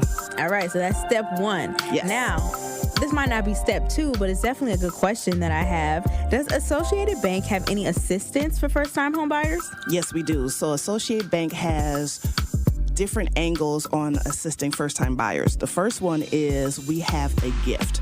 So it's not a grant. So it's literally coming from our president to give first-time home buyers assistance with the down payment and closing costs. That's $3,000. So we can use that for, obviously, the down payment and closing costs. You can use it to buy down the rate.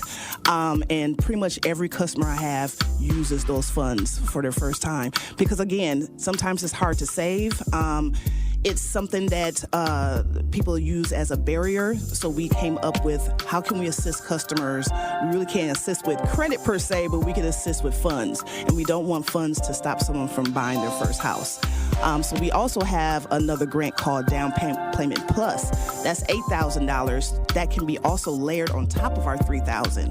So a lot of customers get those funds too. We do partner with Housing Resources, which has more funds. So they take care of the home buying education for us, and then we do the mortgage loan, and we connect all those grants together. This has been Making Your Money Work, brought to you by Associated Bank. You are listening to The Truth with Sherwin Hughes on 1017 The Truth, The Truth app, and 1017thetruth.com.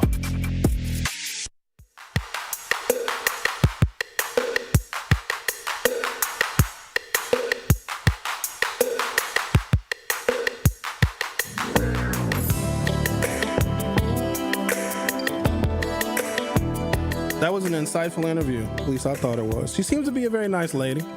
She has a good judicial temperament. Chris Taylor, who is a Wisconsin appellate court judge. So the affinity that I have for the appeals court is worthy of note. So, and she sees, appellate court judges see criminal cases, right? So if somebody gets wrongly convicted, right, they're innocent, or if additional evidence becomes available after somebody is found guilty, They appeal. We always hear that, right? When somebody gets sentenced, they get appeals. They get to appeal. They have unlimited appeals, or they've exhausted their appeals. It's why it takes so long to execute a death row inmate, because of the appeals process. And let me just say this. I am not in favor of the death penalty. I'm not sure if I ever have been, only because I know that through the work of the Innocence Project, it's a whole bunch of innocent people on death row. That's got to suck, because you know your execution date and you also know you didn't commit the crime. That's got to be a terrible existence. So the appellate courts are an opportunity to reverse bad lower court decisions. And then you hear about somebody who got life in prison for a crime they didn't commit, or if they were sentenced before DNA evidence was even a thing, before we had the technology for it, and then DNA evidence is introduced. It's the appellate court that says, oh, well, not only is this person free from life imprisonment, we're going to give them like $11 million for the time that they had to sit in prison convicted of a crime that they did not commit. And courts do make mistakes. Sometimes juries make mistakes. We see it all the time. So someone on the appeals court gets to look at these cases again, especially when it comes to our community, because we have folks that are interacting with the court system probably disproportionately and more than anybody else. But for some reason, judicial races are the toughest ones to discuss and to get people interested and excited about, because people think the court is just boring and benign. I will assure you that in these days and times in America, in American politics, the courts are going to have, especially state courts, are going to have increasing levels of importance. And so what I want to try and do is make sure that I am providing information, letting folks know how important these courts are. So here's a saving grace, and I'm very concerned about this, but I don't want to start a panic yet.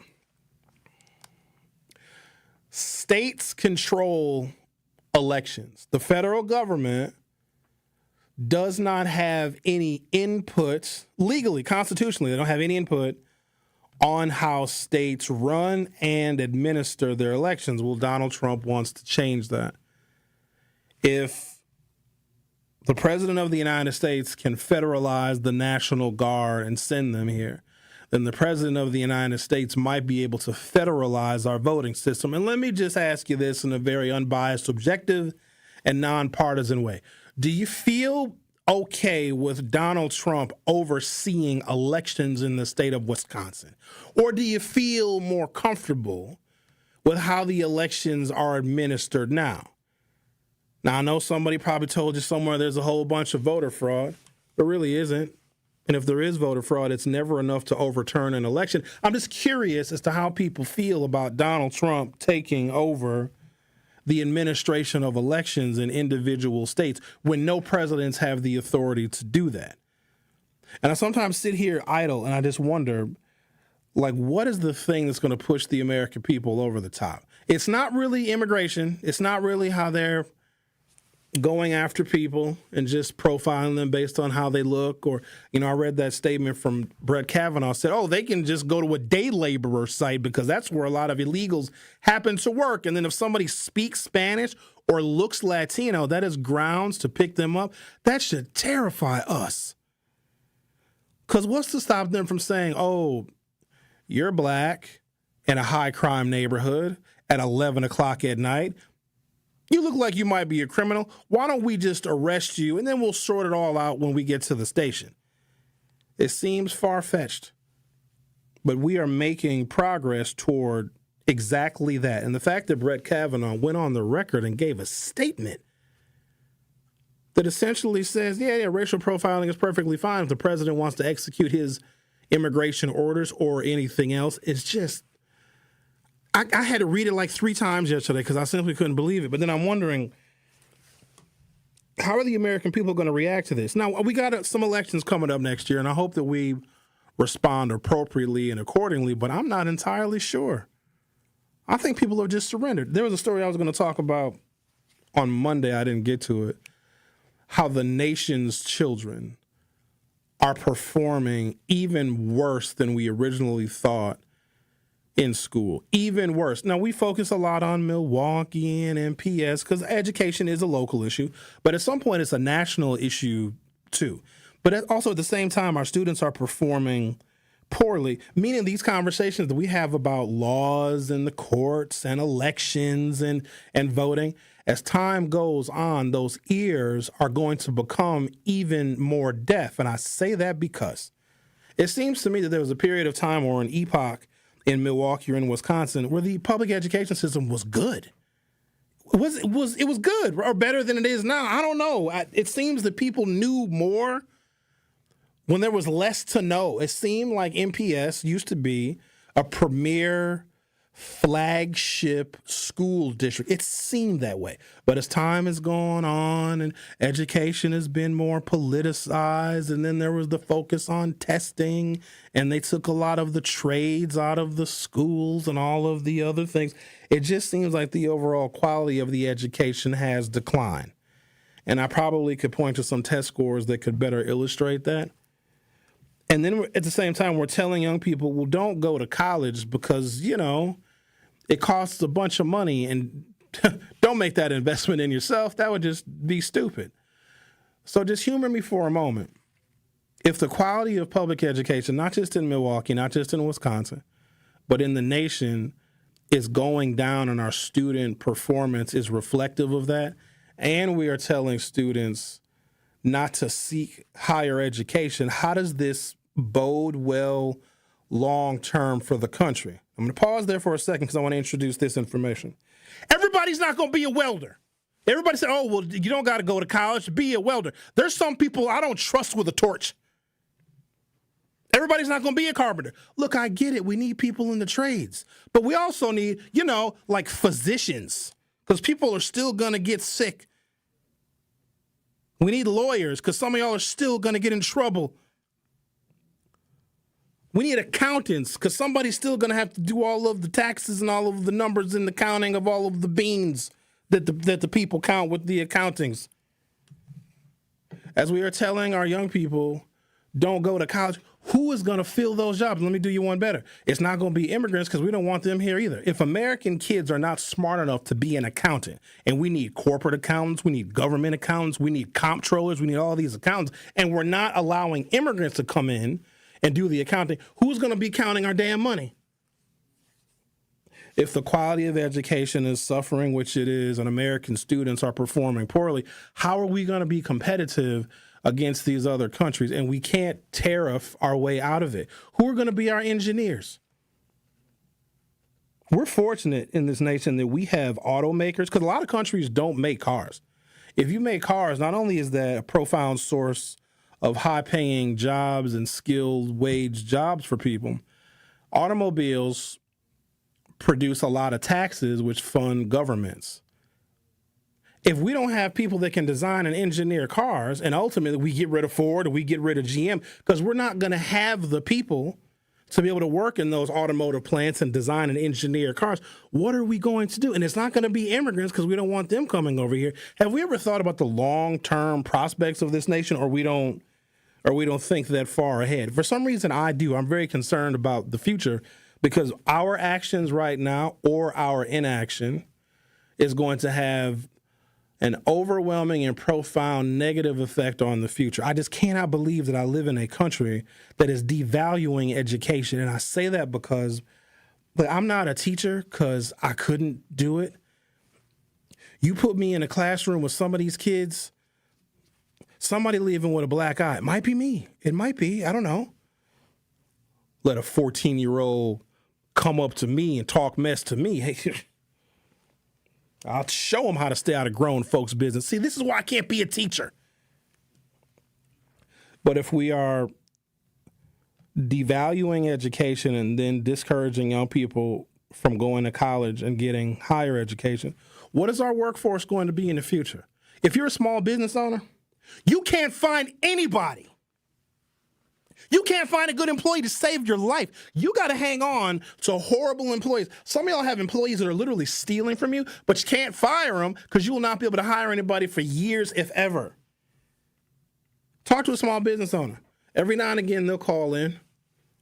They'll call in and talk about how I even gave some anecdotal examples of when some years ago I was looking to hire for my consulting firm. I couldn't hire anybody. Either they had no etiquette, the people I interviewed had no respect. Every other person smelled like marijuana. That boggled my mind. Baffled. Do the interview, then get high. Please.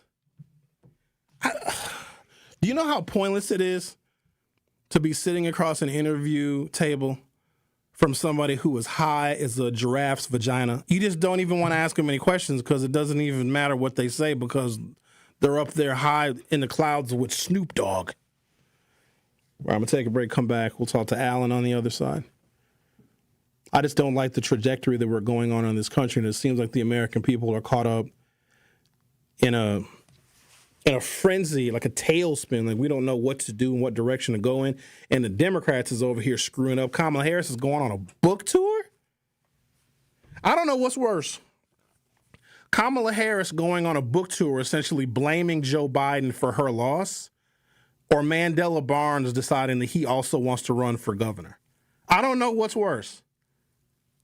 I probably should qualify that, and I know Mandela's going to get mad at me, which is fine. He can, but I have to look out for the best interests of not just the people in Milwaukee, but the state of Wisconsin. I have to look out for the best interests, and if we put all of our stock and all of our energy into helping Mandela beat Ron Johnson, and I didn't like Mandela's campaign, but there wasn't a whole hell of a lot I could say about it. They had dude making peanut butter and jelly sandwiches, which was just the wrong contrast to show against Ron Johnson. Even my Republican friends didn't think that Ron Johnson was going to beat Mandela Barnes.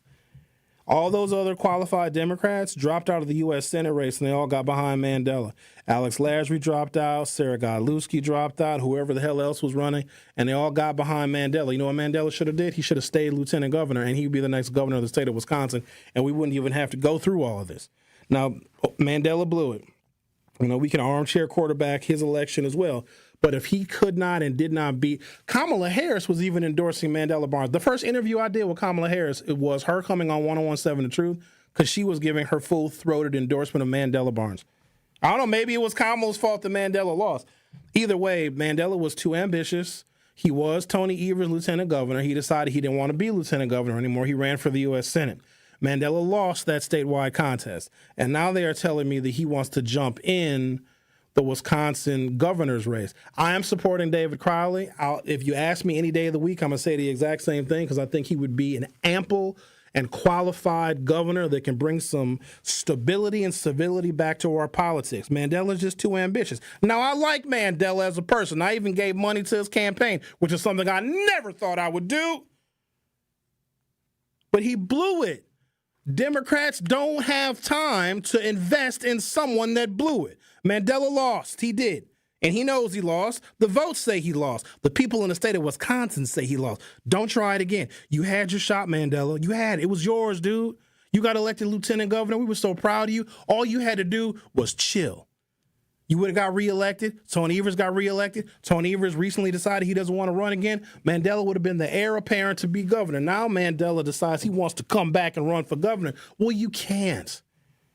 Now, I know he's going to run anyway to spite a whole bunch of us, but it's going to make our politics messy, number one. Number two, I don't need Mandela throwing shots at County Executive David Crowley in a messy Democratic primary. You will see the worst side of me if these African-American men are acting a fool and showing their John Brown hind parts to the state of Wisconsin because they're going after each other in a primary. I'm sick of this.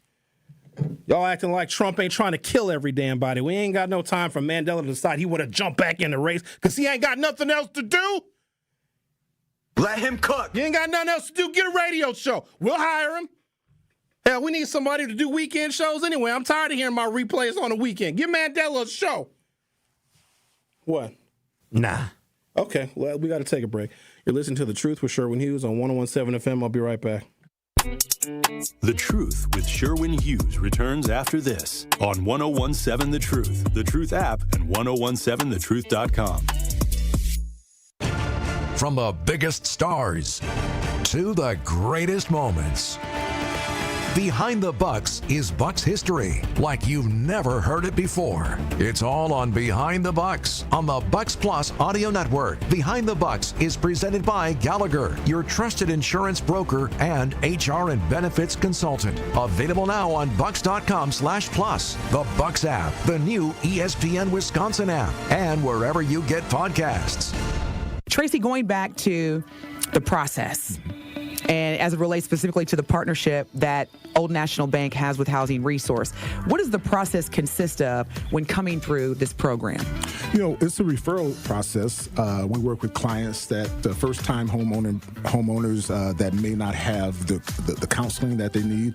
They may not have the equity, the down payment that they need. So we refer them to our partners like HRI or Housing Resources, Inc., because we recognize that those organizations, they have the resources, they have the tutorial documentation and all of those things that are necessary for first-time homeowners that don't know the process, may not know the system, may not know what's required for home ownership. So working with Housing Resources, Inc.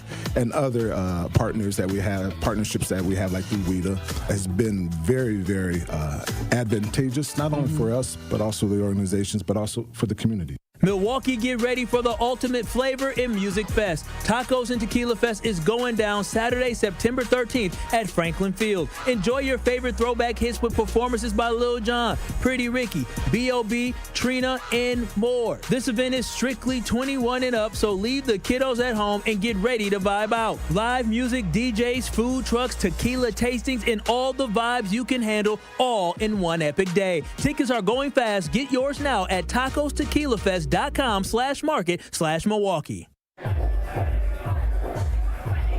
Here's a dose of reality. Driving under the influence of prescription painkillers is just as illegal and just as deadly as driving drunk. In fact, there are nearly 2,000 drug-related crashes every year in Wisconsin. Help prevent drug driving, and let's achieve zero preventable deaths on Wisconsin roadways. Driving on pills kills. Sponsored by the Wisconsin Departments of Health Services, Transportation, and Justice. My name is Adrienne, and I was hurt in a car accident. What Gruber Law Office has done for me was made me feel safe. It didn't cost me anything, just one call, that's all. Injured? Call Gruber Law Offices today.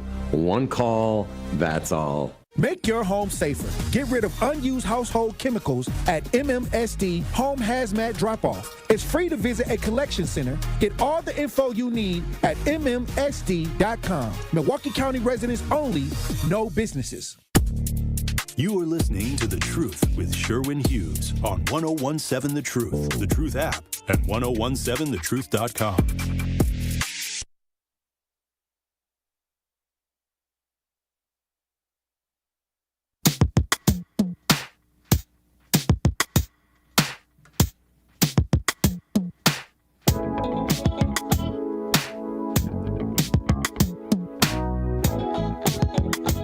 Our phone number is 833-212-1017.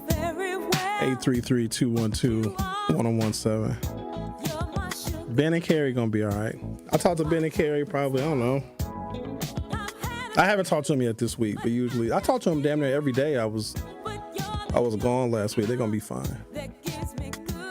Thought y'all would have been okay with that now. But I guess, you get used to people. Don't get used to anybody on the radio, because you know what I mean? That's just, it's terrible, but it's different for us because there's so little media that talks on behalf of our community. And I need to stop saying that, because the listenership of The Truth is, it grows in weird directions, but there's not a lot of media like this that's local. I come to find out the Milwaukee people don't really care for national news. Like, we could syndicate 1017 The Truth with a bunch of like national shows like Al Sharpton and whoever else these national people are, but people in Milwaukee wouldn't listen to it. There's I find it fascinating about Milwaukee. We're a unique city in a bunch of different ways, but one of our uniquenesses is that we want to hear about what's going on in our city, what we can do about it, how we can fix it, what needs to change. We're very, very interested in this place. Yeah, we can talk about national stuff too, but the national things that we talk about have got to impact or reflect on Milwaukee's sentiment. So there's not a lot of media like this. Very little. So people get used to and accustomed to hearing, their favorite hosts for a period of time. But then, people move on, though, too. If there's a bigger and better opportunity for anybody, you'd be a fool not to take it. Let's talk to Allan. You're on 101.7 The Truth. How are you? Now, usually Allan makes all sorts of noise. Got dogs barking in the background. You there, Allan? And he is not. So there's that. I want to get back to this thing I was talking about earlier. So if you don't want ICE agents coming into your city and they're just grabbing people off the streets, like what are you going to do? Remember, we're a country, if we don't like what our government is doing, we'll burn stuff to the ground. We will destroy things. We'll block traffic. We'll block the freeway.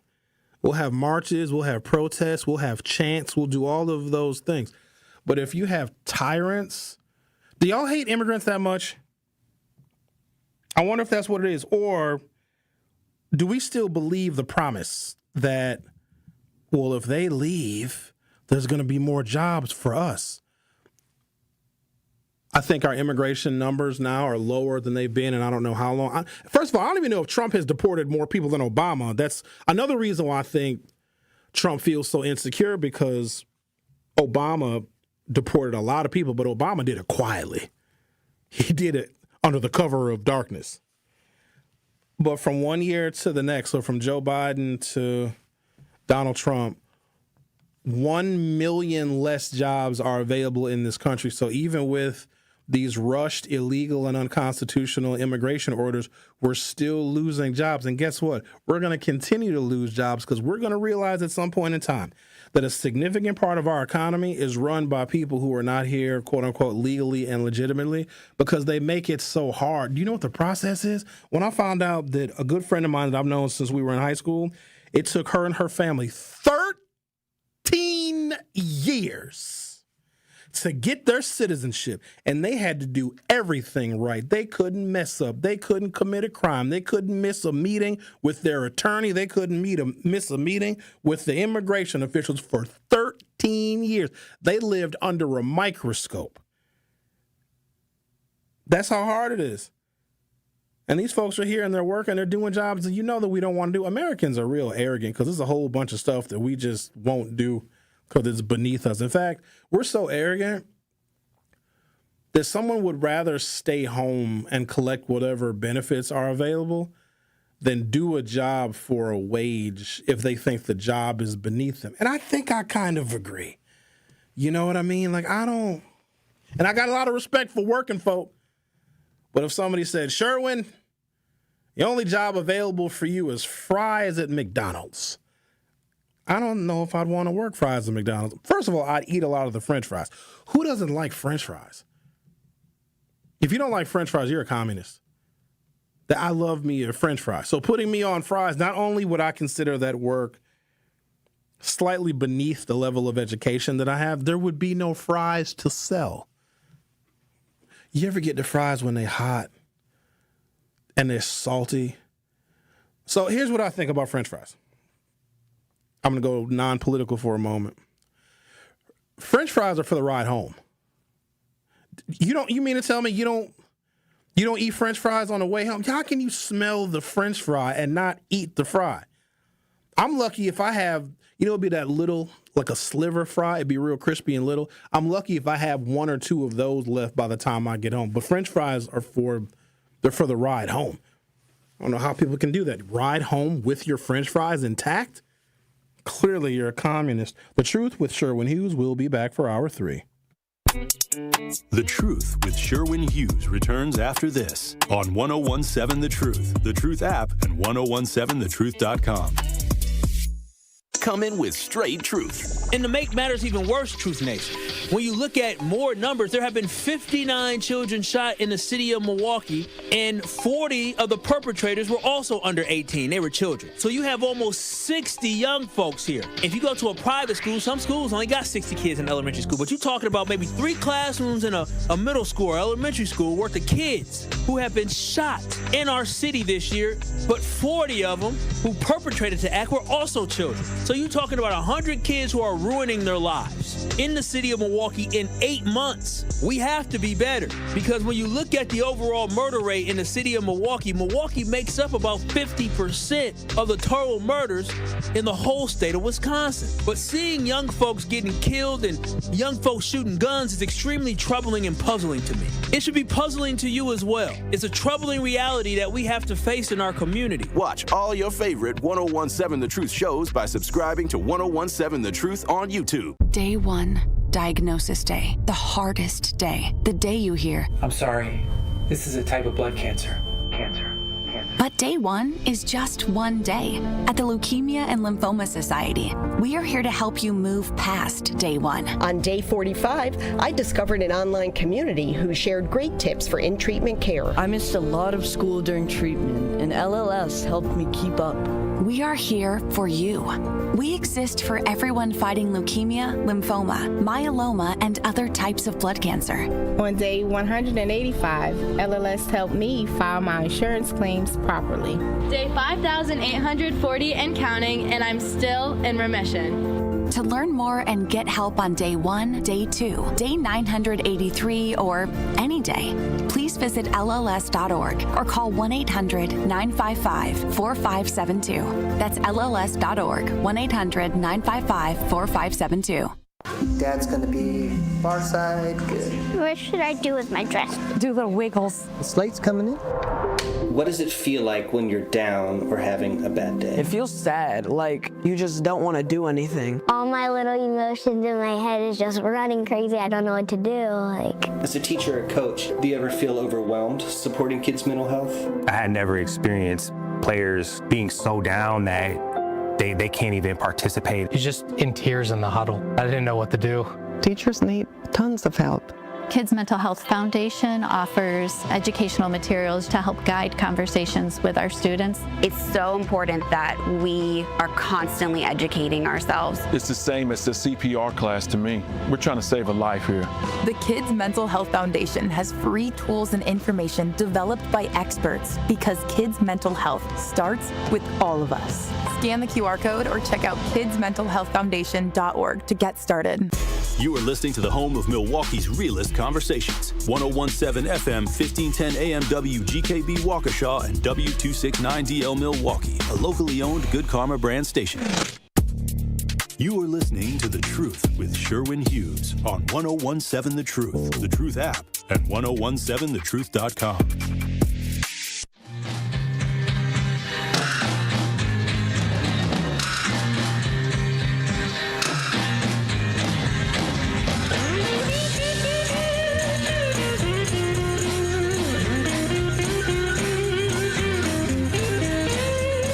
Welcome to Hour 3 of The Truth with Sherwin Hughes. Our phone number is 833-212-1017, 833-212-1017. You can call, you can text. Oh, look, our good friend Dion. We can't call Dion the non-voter because he votes now. Dion texted and said the blue states should secede from the United States. They can't. It's not very easy to do that. It would take an act of war. And Trump controls the military. The best time to do it, I'm not encouraging a civil war, but I didn't start it, so the best time to do it for blue states to secede would be when there's a Democratic president, and the blue states would do it to harm an incoming Republican president. But a Democratic president wouldn't like it. But a Democratic president probably wouldn't, I shouldn't say that, wouldn't send troops in to kill people in blue states. A Republican president would. Let's talk to Al. You're on 101.7 The Truth. Good morning. Good morning. First thing I would like to ask the Republican Party, are y'all happy? Y'all happy now that, your farmers going bankrupt? Are y'all happy? Are y'all happy that the fact that economy is going down because a person is dumber than a soiled diaper on a person in a nursing home? Are you happy? That's all I need to know. Also, I would like to ask y'all, since y'all so big on immigration, go get your people from Mexico and say, hey, you don't belong here because you all about policies and procedures. Because I know a lot of y'all are some Muffet babies, just like them little grimmers. You throw water on them and y'all get to multiplying and stuff. Go get your people from Mexico and make sure you clean your refrigerator out. Because I know a lot of you suckers got you some Mexican food up in there. I know you got some Puerto Rican pork back. You should not be eating no barbecue ribs, okay? Because y'all don't know how to barbecue anyway. Y'all should only be eating Cracker Barrel. With no Mrs. Dash, no Laurie Season, none of that. Go get your people. Because, see, y'all voted for somebody who's dumb as a used condom, what a man sees. Just useless. Useless and dumb. But are you happy? Are you happy? And that's just what I want to ask. And I want to ask you black Republicans, because I know a lot of y'all call, but y'all never talk about y'all superior, about all that rape. My question to y'all want to take that place of them 14-year-old girls? Oh. Boy. Because that 5-year-old boy named Cody still can't get pregnant. Oh. Think about that Sunday when you go to church. He cannot get pregnant. Oh. So stop trying. Prostitutes keep their mouth and their hands clean. Go for that. Maybe you'll have a better outcome. Have a great day. Bye. Bye. Have a good day there. So he'll call the show and he'll oftentimes aim his commentary at Republicans. I don't think a lot of Republicans listen to my show. Now, some do. There's a couple of black Republicans for sure. But I don't know if, the general Republican voter in Wisconsin or wherever people listen to my show are going to answer Al's question because they're not tuned in. So I don't know. I'm kind of in a rock and a hard place. It's easy for me to, talk about how stupid some voters are or they made a real dumb decision. But at the same time, Democrats need to get some of those voters back.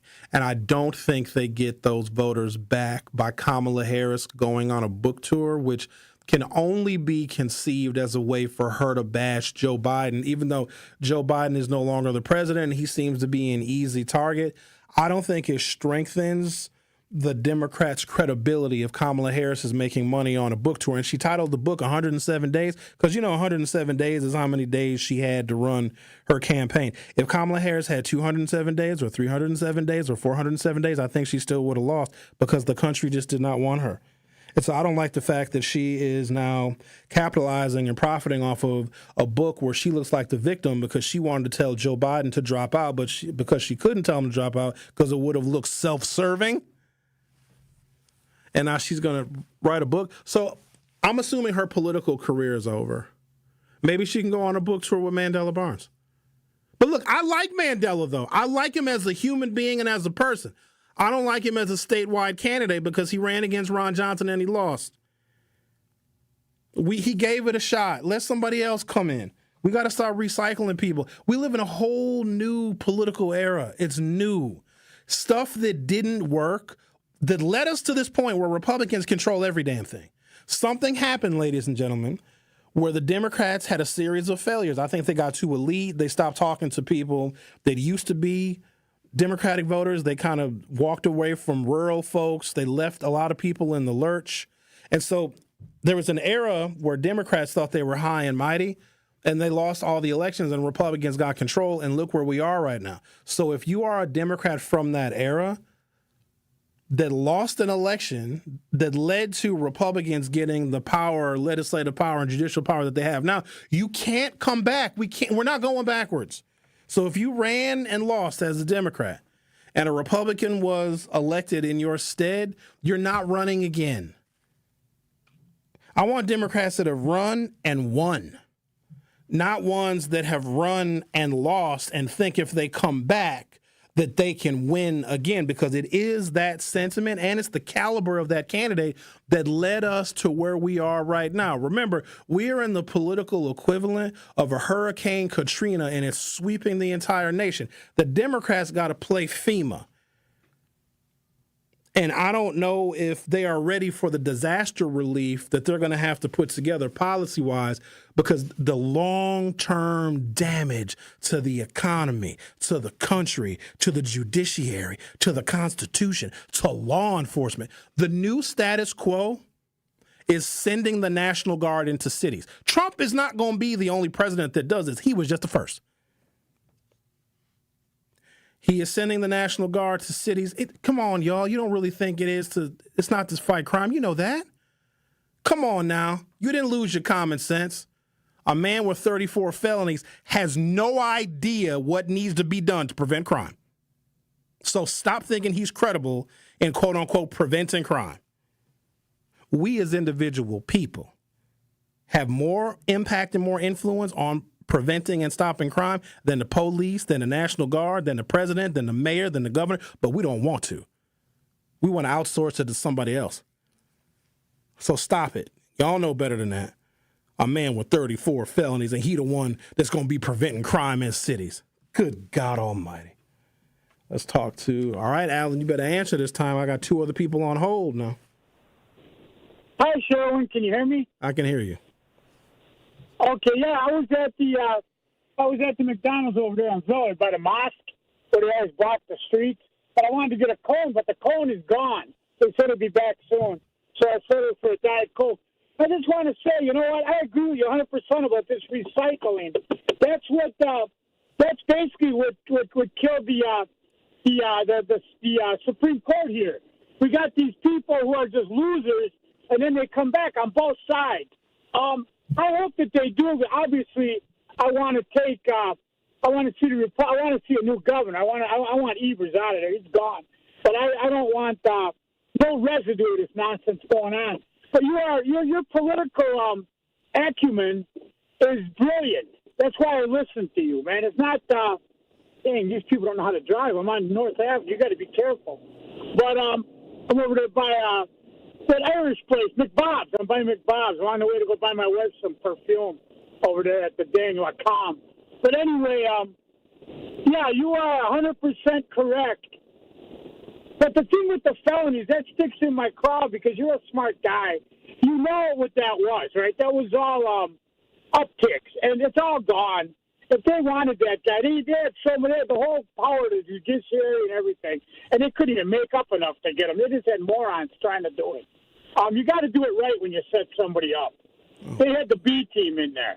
How do you feel now about that stuff with the Russiagate? Do you agree? Do you think that's true? That Obama was in on it?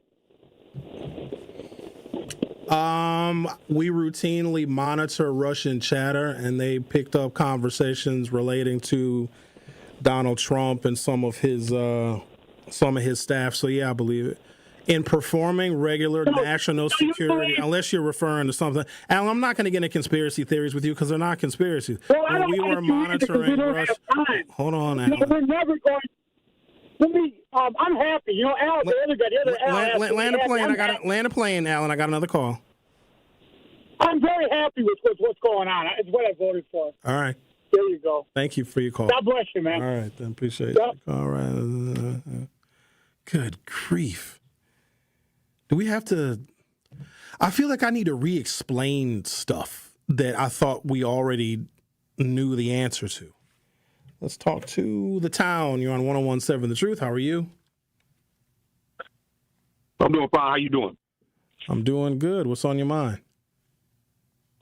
I think when you just said about the voters and the Democrats trying to get rural voters in Wisconsin or whatnot like that, I feel like that's the wrong way of thinking about it, because like Donald Trump with the felonies, with all the the clown actions he be doing, a lot of the racist stuff. I feel like that's the wrong way the Democrats are going to go because you're not going to get those guys back. You're not. Because you know why? Because they're racist. Plain and simple. The town, every rural Wisconsin voter is not racist. I assure you of that. I did not say that. Yeah, but here's the other thing that I got to say before you go off on your tangent. Democrats cannot win without them. They can't. If Democrats just say we're not going to focus on those people because maybe they're racist or they're rural or whatever, then Democrats are not going to win another election, and the Republicans are going to get even more powerful than they are right now. So the Democrats, in order to win, have to.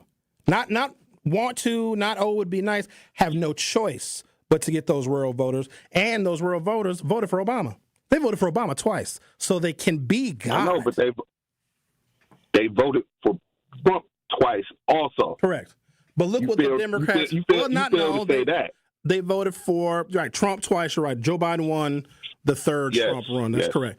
They can be God. It's just the Democrats have not offered what those rural voters are looking for. Obama did. It's possible. But Democrats can't win without them. Like, that's the bottom line. And we can pretend because there's not enough voters in Milwaukee. It's not going to be enough voters in Racine and Kenosha that can overcome rural voters sticking with Republicans and voting for Trump acolytes. It's the math doesn't exist. So that being said, if we want a Democratic governor or a Democratic-controlled legislature, rural voters are a part of that equation, just like black Milwaukee voters are a part of that equation. Now, the good news is we don't need as many rural voters. We need a couple percent, about 4% here, 2.5% there, 8% over here, and then that's all we need. The racist ones can stay racist. We need the ones that are not racist that want a better economy. How can you explain?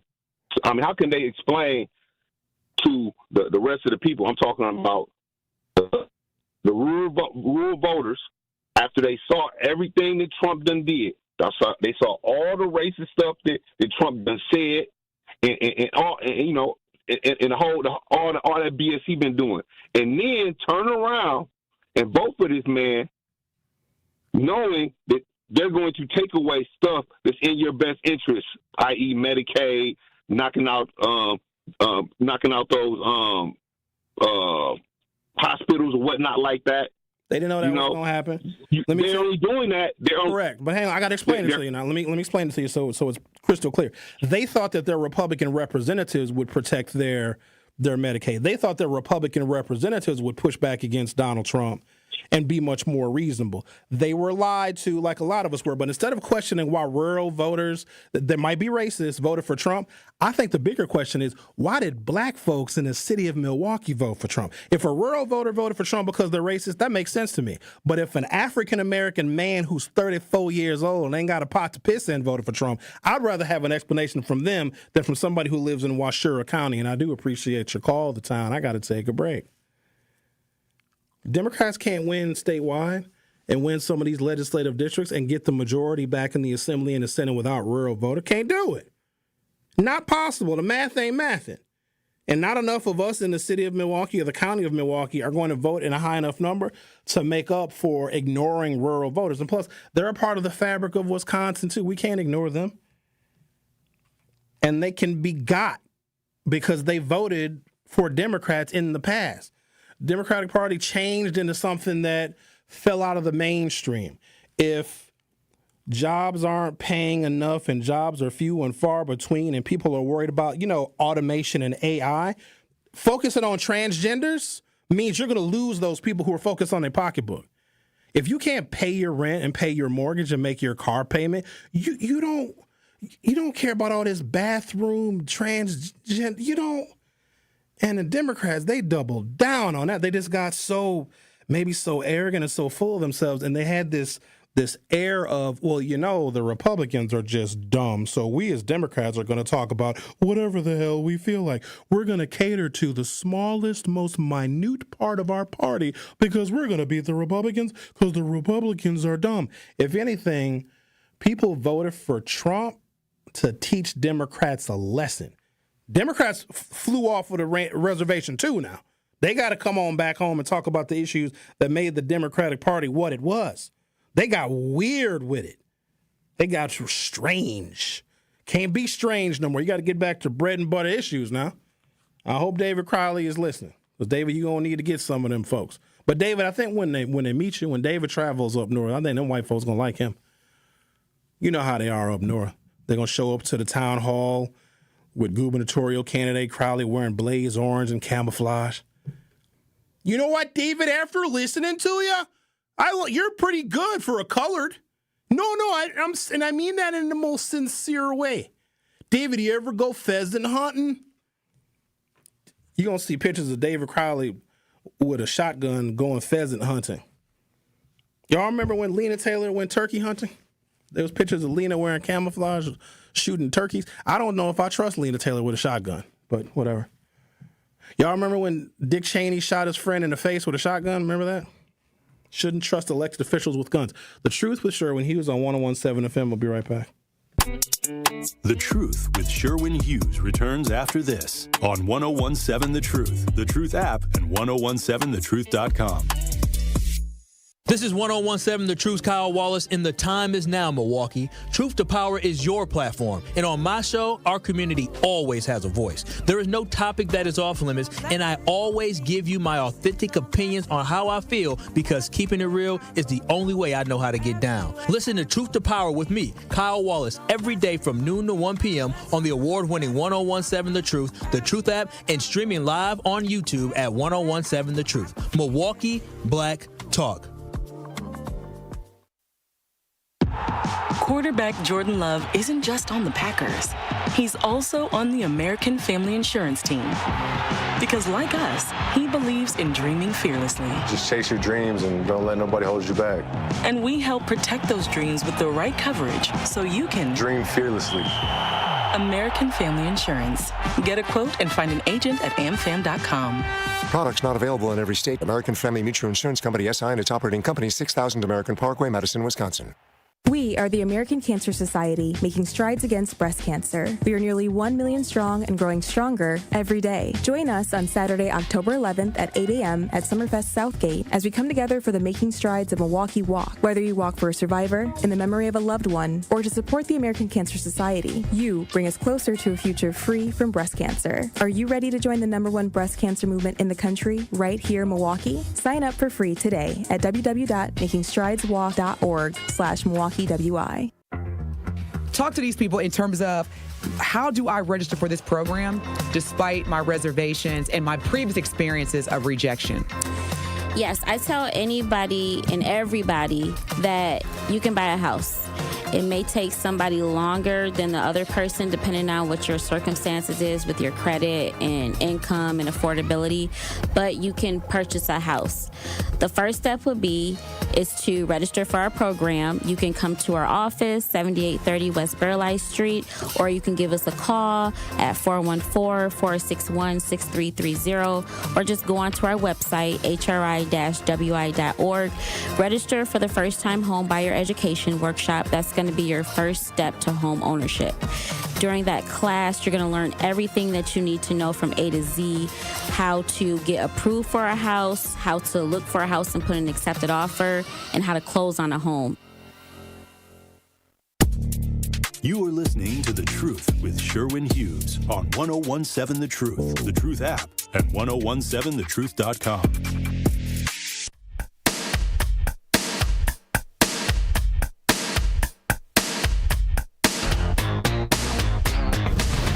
Calling all Black-owned business owners and entrepreneurs. Are you looking to share your story and grow your reach?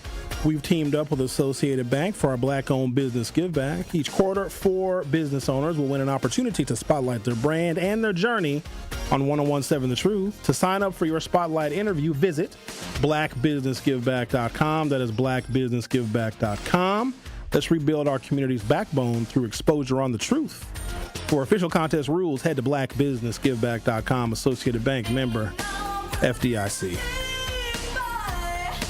Miles said maybe Democrats should start appealing to white women. They did, Miles, with reproductive rights. If you can't appeal to a woman through her vagina, then I don't know what other options you got. There was something that the Democrats missed. White women, it seemed, en masse, were willing to sacrifice their own reproductive health care for something else. Trump offered something more important than their own reproductive health. I need you to think about that. That is what we are dealing with. Women knew that some women would die if emergency reproductive health care was not available. When some of those women voted, they voted knowing that. So if the Democrats are saying, hey, we're going to keep intact and protect what is considered settled law, as in Roe versus Wade, and white women decided to vote for Trump anyway, then there's something else. And that's you know what that something else is. And Democrats can't offer that. All Democrats can offer is protecting reproductive health care, which is a men's issue too. I don't want people to think that reproductive health care is not a family issue. It is. I mean, we make it a women's issue, but it's a men's issue. It's an American issue. It's a human rights issue. Let's talk to whatever that noise, Bob. Whatever that noise is, turn it off. Turn it off in the background. Turn it down. Sherwin, I had to get some grits, bacon, and eggs. Bob, listen to me now. Turn that noise in the background. Turn it down. I gotta go outside. This is a restaurant, man. You in a restaurant? Why are you calling us from a restaurant? Then go outside. Okay. I had to get this message to you. You need, since you won't get married. Oh my God. No. Not until I can. And why would I do that? Why I'm not? Who is this next person on the line? What's their name? Mohammed? That's Mohammed? All right, let's talk to Mohammed. You're on 101.7 The Truth. How are you? Yeah, I'm good, Sherwin. How are you doing? Doing good. What's on your mind? So I wanted to weigh in on one of the big things that I didn't vote for Trump, and I actually voted for the Green Party for the first time because one of the huge things that Trump said that he was going to do that a lot of people voted for was end wars. They didn't want this war in Ukraine going on. Not only that, the amount of money that we were complicit in sending Israel, and we thought, okay, Trump is going to stop that. And so he got a lot of voters that voted for him thinking he was going to be the man of peace and stopping wars and all this money that we're sending out to other countries. Because, I mean, the amount of money we sent Israel to continue their genocidal campaign is we could have rebuilt our own country.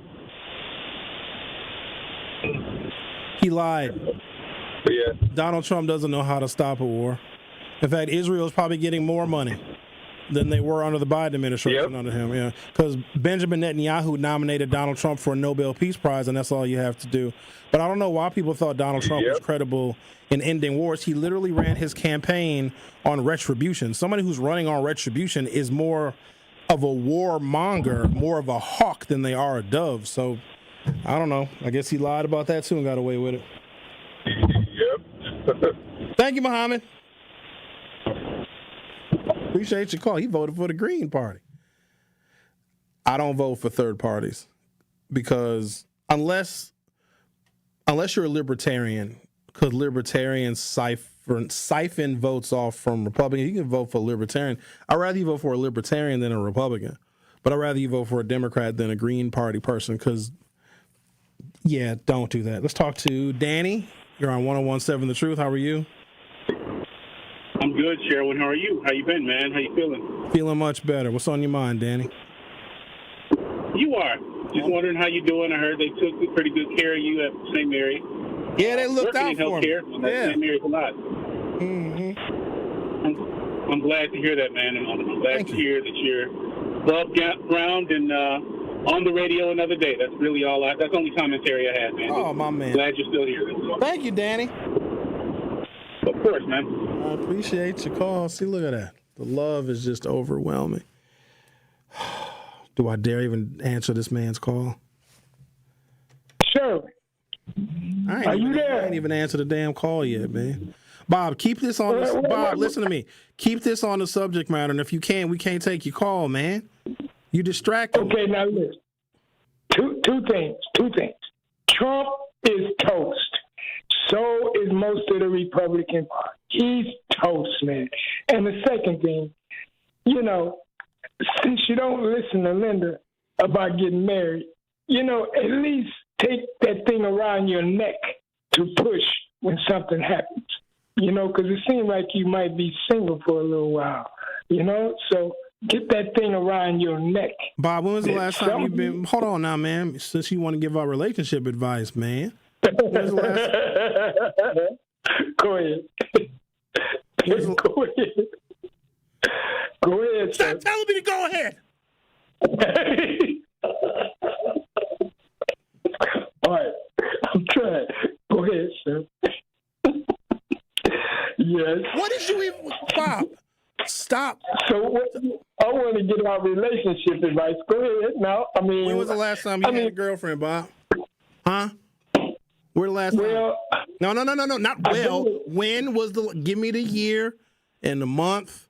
When was the last time? I haven't messed with a woman in 20 years. I've been a good boy, man. I'm proud of myself. But I gotta go. Stop talking. So if you ain't messed with a woman in 20 years, why you over here thinking you can give me advice to marry me off? You might need to take your own advice, man. Well, I got a real, very good-looking caretaker, and it scares me, and it's tempting, and I'm going to be a good boy at that, so I had to hurry up and get me some kind of a girlfriend. Because, man, this caretaker is very, very attractive, and so I got to go ahead and get me a girlfriend real quick.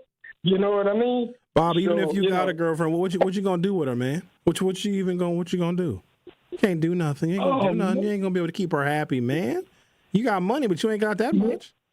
And at our age, man, we keep each other company, man, and talk good stuff about what our lives have been through, man. There's so much to talk about at my age. I just don't talk about it with you because you are honorary. I know it. I don't have too long on the radio. Nope. I'm surprised I got this long. All right. You know what I mean? All right. Well, good luck to you. I hope you find a woman that's not your caretaker because she's there to take care of you, not to appeal to your manly desires. So get on Tinder. I take care of myself. I just allow her to wash sometimes and do certain things. And she's a very pretty caretaker, so I got to hurry up and get me a girlfriend. Not a girlfriend that, just interact with. You know what I mean?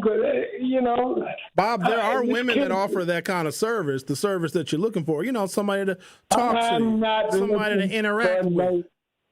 I'm not looking for no service and getting in the internet. No, when I say service, like somebody that'll talk to you. I'll meet somebody in a gas station or a grocery store, or today I'm finna hit. I don't want to say it, I know where you're going. I know where they're going. Say it, Bob. Say it to me. Let me get off this radio. No. Hold on. Where you going, Bob? Tell the people where you going. No, I'm not saying. It's not important where I'm going. It's just what's important is I got a very attractive caretaker, and I got to get me a girlfriend. That's all. You know what I mean? So the temptation won't be there. I got to be a good boy like I've been for 20 years, sir. Do you understand that? Nope. Thank you for your call, though. Have good luck at the casino. All right. Bye. Talk to you later. Okay, then. Swallowed up. Have you ever been swallowed up? The Truth with Sherwin Hughes on 101.7 FM. We'll be right back. The Truth with Sherwin Hughes returns after this on 101.7 The Truth, The Truth app, and 1017thetruth.com. Ready to buy your first house, move into your forever home, or simply refinance? At Associated Bank, they've got you. With the right lending plan and guidance, you can achieve your dreams. Your financial goals are much closer than you think, and Associated Bank is excited to help you reach them. Learn more at associatedbank.com/lending or ask a banker for details. Subject to credit approval. Member FDIC. Equal housing lender.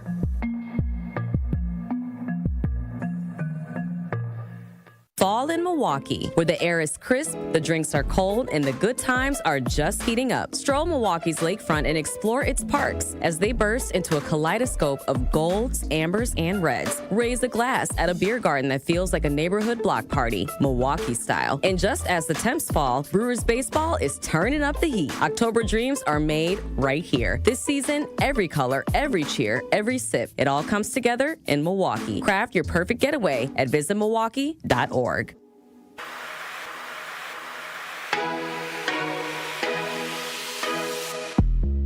It's time for Truth Takes, a thought-provoking commentary on the award-winning 1017 The Truth. Here is Dr. Ken Harris with his truth. Juneteenth signifies the occasion in 1865 when the final enslaved blacks in Texas were notified of their liberation 2.5 years subsequent to the Emancipation Proclamation. The moment when 100% of victims of slavery finally recognized their liberation indicated the principles of the U.S. Constitution came to be universally applicable. This represents a success for Black Americans and a subsequent and significant point in American history, highlighting the nation's alleged dedication to liberty and justice for all. The recent verdict in the murder of Sade Robinson serves as a reminder of the enduring evils and oppression we still face. Despite independence, numerous blacks still encounter exploitation, and they are masquerading as freedom. Commemorating Juneteenth compels us all to acknowledge these realities and compel the nation's past and promote a truthful national narrative. Juneteenth, along with the murder conviction of the disgusting individual who killed Miss Robinson, serves not merely as a celebration, but also as a summons to action. Remember this history in your daily discussions and interactions. If Juneteenth caused the conflation of liberty and justice for Black America, I say one death represented by the murder of Miss Robinson is a denial of liberty and an injustice to all of Black America. This has been Truth Takes on the award-winning 1017 The Truth. Listen to The Truth in the Afternoon with Dr. Ken Harris, weekdays from 4 p.m. to 6 p.m.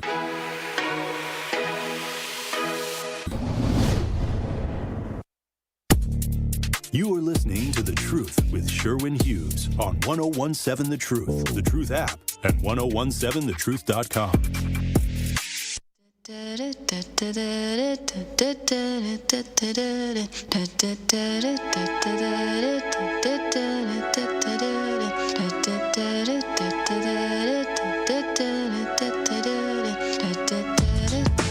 Eight 833-212-1017. Let's talk to Eastside Cory. You're on 1017. Oh, yay. Hi. Oh, I'm so glad I got a turn again. Oh, yay. While you were doing your business, getting your maintenance done, or spinning your tires and getting your new A-frame, we got a download yesterday. If everybody knows, if you know, but you missed it. I claimed my number 9 yesterday and crossed over to this power side. It's wonderful. And Bob got an upgrade. And tell me he didn't. Tell me he didn't just win. Tell me he didn't win. Tell me we didn't save it up for that. That was, he wins today. Somebody ring the bell. Somebody ring it. And we waited a long time for that one, and it came out clear as a bell to you. Wasn't that beautiful? That's a fucking miracle. Outside, I use the F word. First of all, I don't even know what you're talking about. You said I know. That's the beauty of it. It happened while you were getting recharged, when you were being operated on. What? We were busy praying. We were busy praying for you. And now we can see the results. Oh, all right. And Bob it came through his vehicle. We thought it was going to be the other guy, Mr. Articulation. But he's always in the grind area. Bob is up in the bind. Bob pushed it on through. He gave you the big gift. You got it. You are it. You're the big one now. Oh, thank you. That's it. It's very nice. That was the truth. That was the raw truth. And clear, wasn't it? Oh, wow. You earned it, man. You really did. Thank you. All right, then. Okay. I had no idea what he was talking about. Like, I didn't know. All right, let's talk to Linda, you're on 101.7 The Truth. Good morning. Good morning, Professor. Good morning to all the beautiful black and white people of Milwaukee and America. Hey, Sherwin. The momentum continues with my call because it's probably going to be in line with the last two calls.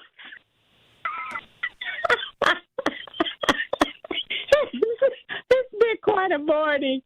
But, yeah, Sherwin, I just wanted to call because I was noticing your look on YouTube while you were talking to Bob. And, yes, it was justified. I was rolling. It was so funny. Oh, my God. But I don't find it funny at all. It's not funny to me at all. It's like a sitcom, you know. You have a sitcom here.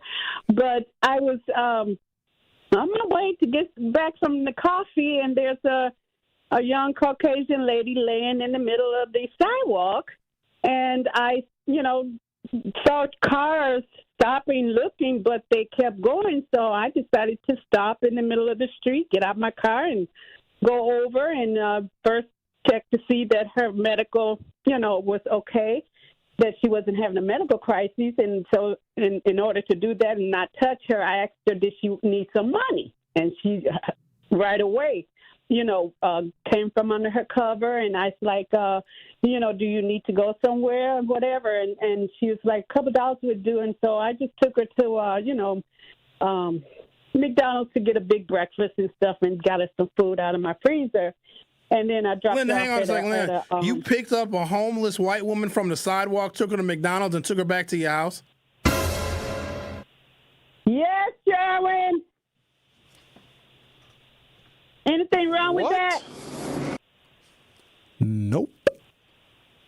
I brought her back to the house to give her some food out of my freezer, and then I asked her, did she want to go somewhere? Did she have somewhere to go? She said the south side, but she didn't want to go there. And so I told her there's the Salvation Army here on Billard and Sherman that she could get shelter. She didn't want to go there. She wanted to go to a park. So I took her to a park, but it happens to be across the street from the mosque that gives, free food every morning. So I told her about that as well. But, yeah, that's all, I don't know. I felt good. She kept thanking me. But Sherwin, guess what? Here's the thing. The lady looks familiar. I believe that lady works for Department of Children and Families. I've seen her. And I'm like, oh, my God. So then I asked her, what's your name? Did you ever work for MPS? And she was like, no. And then when I got home, I recalled. I saw that lady. She worked for, yep. And she's on Bad Times now. I'm like, oh, my God. It's about to get real. What happened to the woman and all her kids you moved into your house? What's going on with that? Oh, Lord Jesus. Oh, Lord Jesus. You would think you would have learned a damn lesson, Linda. You picked a homeless woman up off the sidewalk, took her to McDonald's, and took her to your house. Can't take these people to your house. Now the woman knows where you live. Gonna catch bad buzz, Linda. Yeah. She moved. Oh, the lady moved. I moved her. Oh, okay. Yeah, we have to move, and because it was just too stressful for me, and I told her I couldn't keep having all these different people coming to my business. It's a business, it's not a home, and so she understood, and I helped her move out. Now I'm just trying to. You evicted her. Huh? You evicted the lady with her. How many kids does she have? 5 and a 6-week-old baby. Good God Almighty. Yeah, but see, Sharon, it's not the situation; it's the reason behind it. It's what I'm trying to convey here. This woman is the product of foster care from her father being a pedophile. Her mother gave her up because her father was a pedophile. She was conceived out of pedophilia. And now, at 19, she meets a 40-year-old who fathered all 5 children. Come on, somebody Wait tell a minute, me. I thought she was 27. She's 19 with 5 kids. She was 19 when she started. She's 27 now. If you don't tell me this is how trauma plays itself out. And I was telling her, she was exposing this to me. And so I felt it upon myself as an educator to impart knowledge to her and let her know that she is coming out of her trauma of being the product of a foster child and pedophilia. So I told her, take control of your life, honey. Take control of your life. Step into your masculine and make him do what you need to do, because you don't deserve to be treated like this. Bringing pizza and Coca-Cola for 2-year-olds and 3-year-olds, walking like he got 2 left feet. I mean, yes, I did. I went there, I told her, and she appreciated it. She respected me, because these young girls, they want honesty, they want transparency, and they want passion and love and respect. Gotta go. All right then. All right. I'll see you later. All right. Bye-bye. What's the point of me even coming here? No, I'm serious. I was off for 10 days. I should have took another 10. I should have just... You don't resolve a person's trauma that you didn't create by imparting wisdom to them and moving them into your house. I said it before, I'll say it again. People do those kinds of, I would say, reckless acts of service because they're trying to deal with their own trauma.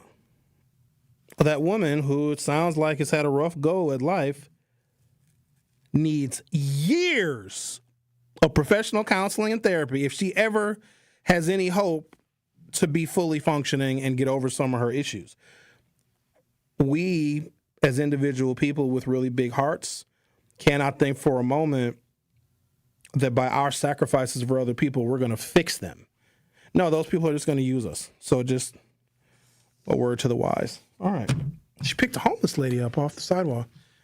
Took her to McDonald's. Yeah, My grandfather did that one time. He was taking me to work, and this when I was like 19, 20, and he picked up a homeless crackhead and like, where you need to go? I'm like, why are you picking random people up? And he's like, I'm like, what if she kills us? Like, if it's our time to go, it's our time to go. I'm like, well, you put her behind your backseat. Don't put her behind us. I'm not too fond of picking up strangers and crackheads. Just a cautionary tale, because a lot of folks probably heard that. They're driving around in their car. It's like, oh, maybe I'll do that. I'm going to pick up a homeless person and be a good Samaritan and take them to McDonald's. Homeless people are not less dangerous. Do you know that? Because if I'm that homeless lady and Linda's like, oh, here, let's go to McDonald's, and here, I'll bring you to my house, I would just steal Linda's car. I'd be like, I'm carjacking you, dummy. Should have left me on the sidewalk. Give me that car, sucker. Now give me the keys to your house, too. I'll help myself. Dumb. You know what I mean? The Truth with Sherwin Hughes will be right back. The Truth with Sherwin Hughes returns after this on 1017 The Truth, The Truth app, and 1017thetruth.com. We address people, young boys, as if they're grown when they're not.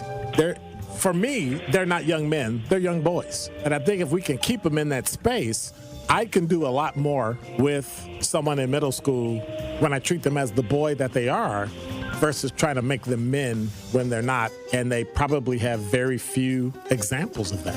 Listen to The Truth in the Afternoon with Dr. Ken Harris every weekday from 4 p.m. to 6 p.m. and on 1017 The Truth and The Truth app. Hey, Truth Nation, it's your girl DT from The Truth Unfiltered with DT and Dr. Ken Harris. Now listen, at a critical time, through the Empowerment Small Business Loan Program, Old National Bank provided the resources I needed to sustain my business. Now the process had its challenges, but I was supported, and it was also an invaluable learning experience for future ventures. I am so grateful for the support that helped my business thrive. Old National Bank, member FDIC, equal housing lender, all loans subject to approval. Hey, Drew and Jonathan Scott here. Build a customized renter's policy with American Family Insurance so you can protect your tandem bike on the go. Thief! Oh, he is struggling with that two-seater. Life's better when you're under American Family's roof. Insure carefully, Dream fearlessly. Get a quote and find an agent at amfam.com. Some exclusions may apply. Products not available in every state. American Family Mutual Insurance Company, SI and its operating companies. 6000 American Parkway, Madison, Wisconsin. Truth Nation, are you or anyone you know looking for a new job opportunity? Well, attend the City of Milwaukee Job Fair on Thursday, September 11th from noon to 3 p.m. in the parking lot of Walgreens located at 9040 West Good Hope Road. Vendors from multiple employment sectors will be present to meet with you and share opportunities for hiring, training, upskilling, and so much more. They will also feature a live DJ, food, and refreshments, all while supplies last. Brought to you by Alderman Mark Chambers Jr., Alderman Lamont Westmoreland, and Alderwoman Larissa Taylor. Sponsored by City of Milwaukee, Milwaukee Common Council, City of Milwaukee Department of Administration, Office of Community Wellness and Safety, Northcott Neighborhood House, Fathers Making Progress, Northwest Side Community Development Corporation, State of Wisconsin DWD, Ross Innovative Employment Solutions, Goodwill Industries of Southeast Wisconsin, UMOS, DCMKE, 30th Street Corridor, Boys and Girls Club of Greater Milwaukee Urban League, Maximus, and Amplifier. Make your home safer. Get rid of unused household chemicals at MMSD Home Hazmat Drop-Off. It's free to visit a collection center. Get all the info you need at MMSD.com. Milwaukee County residents only, no businesses. Happy kids heal faster, and that's why Starlight is dedicated to improving the mental well-being of sick kids across the U.S. Learn how at starlight.org. Hurt by a truck? Call Gruberg offices. One call, that's all. You are listening to The Truth with Sherwin Hughes on 1017 The Truth, The Truth app, and 1017thetruth.com.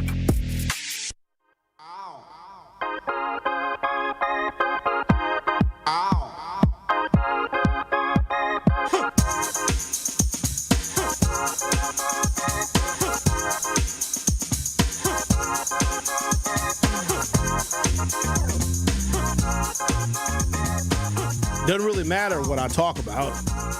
People just call up and just share their stories. Bob called from a restaurant, wondered why I'm not married. 25 years into the 21st century, almost 26 years into the 21st century. Is marriage still the goal? Is it? I'm curious about that because clearly it's a topic that comes up frequently. See, y'all get mad. You hate it when I bring up relationships and talk about relationships. You get mad, but y'all always talking about marriage. That's still the goal? For what? For 2 incomes? Is that what it is? To start a family? What is that? What if I don't want no family? What if I don't need 2 incomes? Because 2 incomes comes with strings attached. An ideal scenario for me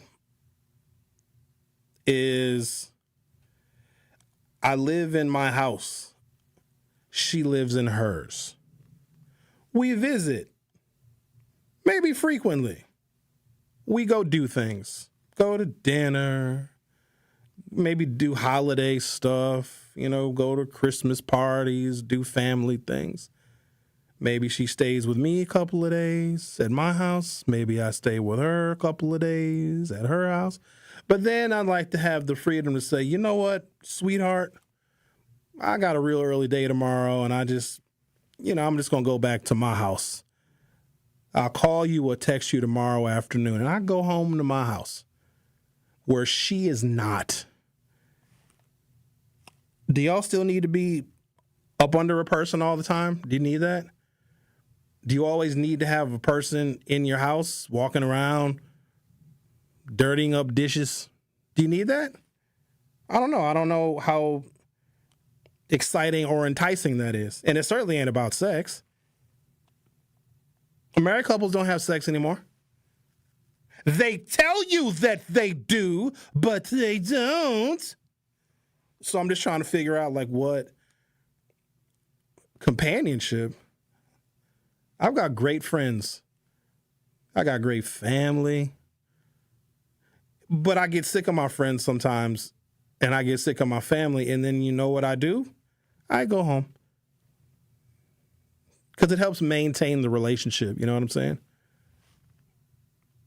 I don't know, I just don't hear from... The married people that are that happy, like they needed another human being to be fulfilled. Like they couldn't take care of themselves. They were incomplete. They were all of these things. And then, they found their person. And I hope that works out for people, but I also think that's the problem. If you think another human being is your other half, like you need another person to complete you, you got to arrive already complete now. And those relationships don't work out. If you meet someone, and y'all know this, ladies, you know this, if you meet a man that is incomplete, he hasn't fully realized his potential, and you have to be the other parts of him. You have to be his stability. You got to be his cook, his maid. You got to be all of those things. It's going to drive you nuts, and you eventually are going to resent him. Now, it doesn't mean that you're going to get divorced, but you're going to hate him. And that's crazy that people are encouraging that. It's not like it used to be, where you needed another person to help you navigate through the world. You needed the two incomes. Like there was a period of time where you absolutely needed it. That doesn't really exist anymore. My generation probably was the last great American generation that prioritized marriage. These millennials, high divorce rate. These Gen Zs, they're broke. Gen Alphas, they don't want to get married at all. Plus the Gen Alphas, I think they're all like gay. They're transgender, they're like 37 different genders. So who knows who they're going to marry? Just didn't know that was still the goal. We also have a pretty significant battle between men and women because, a lot of women women make money. Women have educations now. Women have their own lives. They don't need a man for anything. But at the same time, I think they still want the benefits of being a woman, but then also not want to be led by the man. Right? Just like cater to her, whatever she wants, whatever she needs, whatever she's feeling all the time. The man has to be there for that. But also his needs are secondary. Who wants to live like that? And men, you know exactly what I'm talking about. She don't care how you feel. You need to care how she feels and predict how she feels and be there for her when she feels however it is that she feels, even though she's not going to tell you how she feels. You just supposed to know. And to that, I, with all due respect, decline and dissent. It just, you know what I mean? Look at the condition of our community, and I know that you're familiar with it because we complain a lot about it. Just look at some of the terrible things going on just in Milwaukee. I'm not talking about other places. Just right here, look at all the things. You guys are concerned about crime, and you're concerned about the politics, and what else are you concerned about? Maybe you're concerned about education and the general lack of empathy, unless, of course, you're Linda, who just picks homeless people up off the street and takes them shopping. But considering the conditions of the world around us, do you think that those conditions produce good partners? I'm being very serious. All the things that we don't like about our society, do you think that all of those things, all of those elements that create the crime and the reckless youth and the reckless driving and the bad policies, do you think that the nation that created, produced, and fostered Donald Trump also creates, produces, and fosters good partners? That's a simple yes or no. And good partners are few and far between. Y'all know that. Some of y'all done ran through the whole South Side, still can't find one person. Still can't find a decent person to be with. So that's it. I'm not. Everybody always wondering, Sherwin, man, she getting married. Nah, I'm cool. I'm good. But I mean, I want people to be happy. You know what I mean? I'm married to my audience. All of you are my spouses. See there? I give so much attention to y'all, even if I did have a wife, she'd get jealous. Listen, and my wife would hate Miss Shaq. She would. She wouldn't like. Oh, I've had women that I've dated complain profusely about Linda. So if Linda's still around, I gotta be single. Linda be wrecking my home. Linda find out I got a girlfriend. That's when Linda turns it on real thick. Y'all heard her? Sherwin, I bet your girl can't do it like me. So there you go, guys. All right, what did we learn today? I don't think anything. I don't think any learning took place. Thank you to Judge Chris Taylor that came by. Good luck to her on her state Supreme Court campaign. All right, guys, that's enough. I'll see you tomorrow.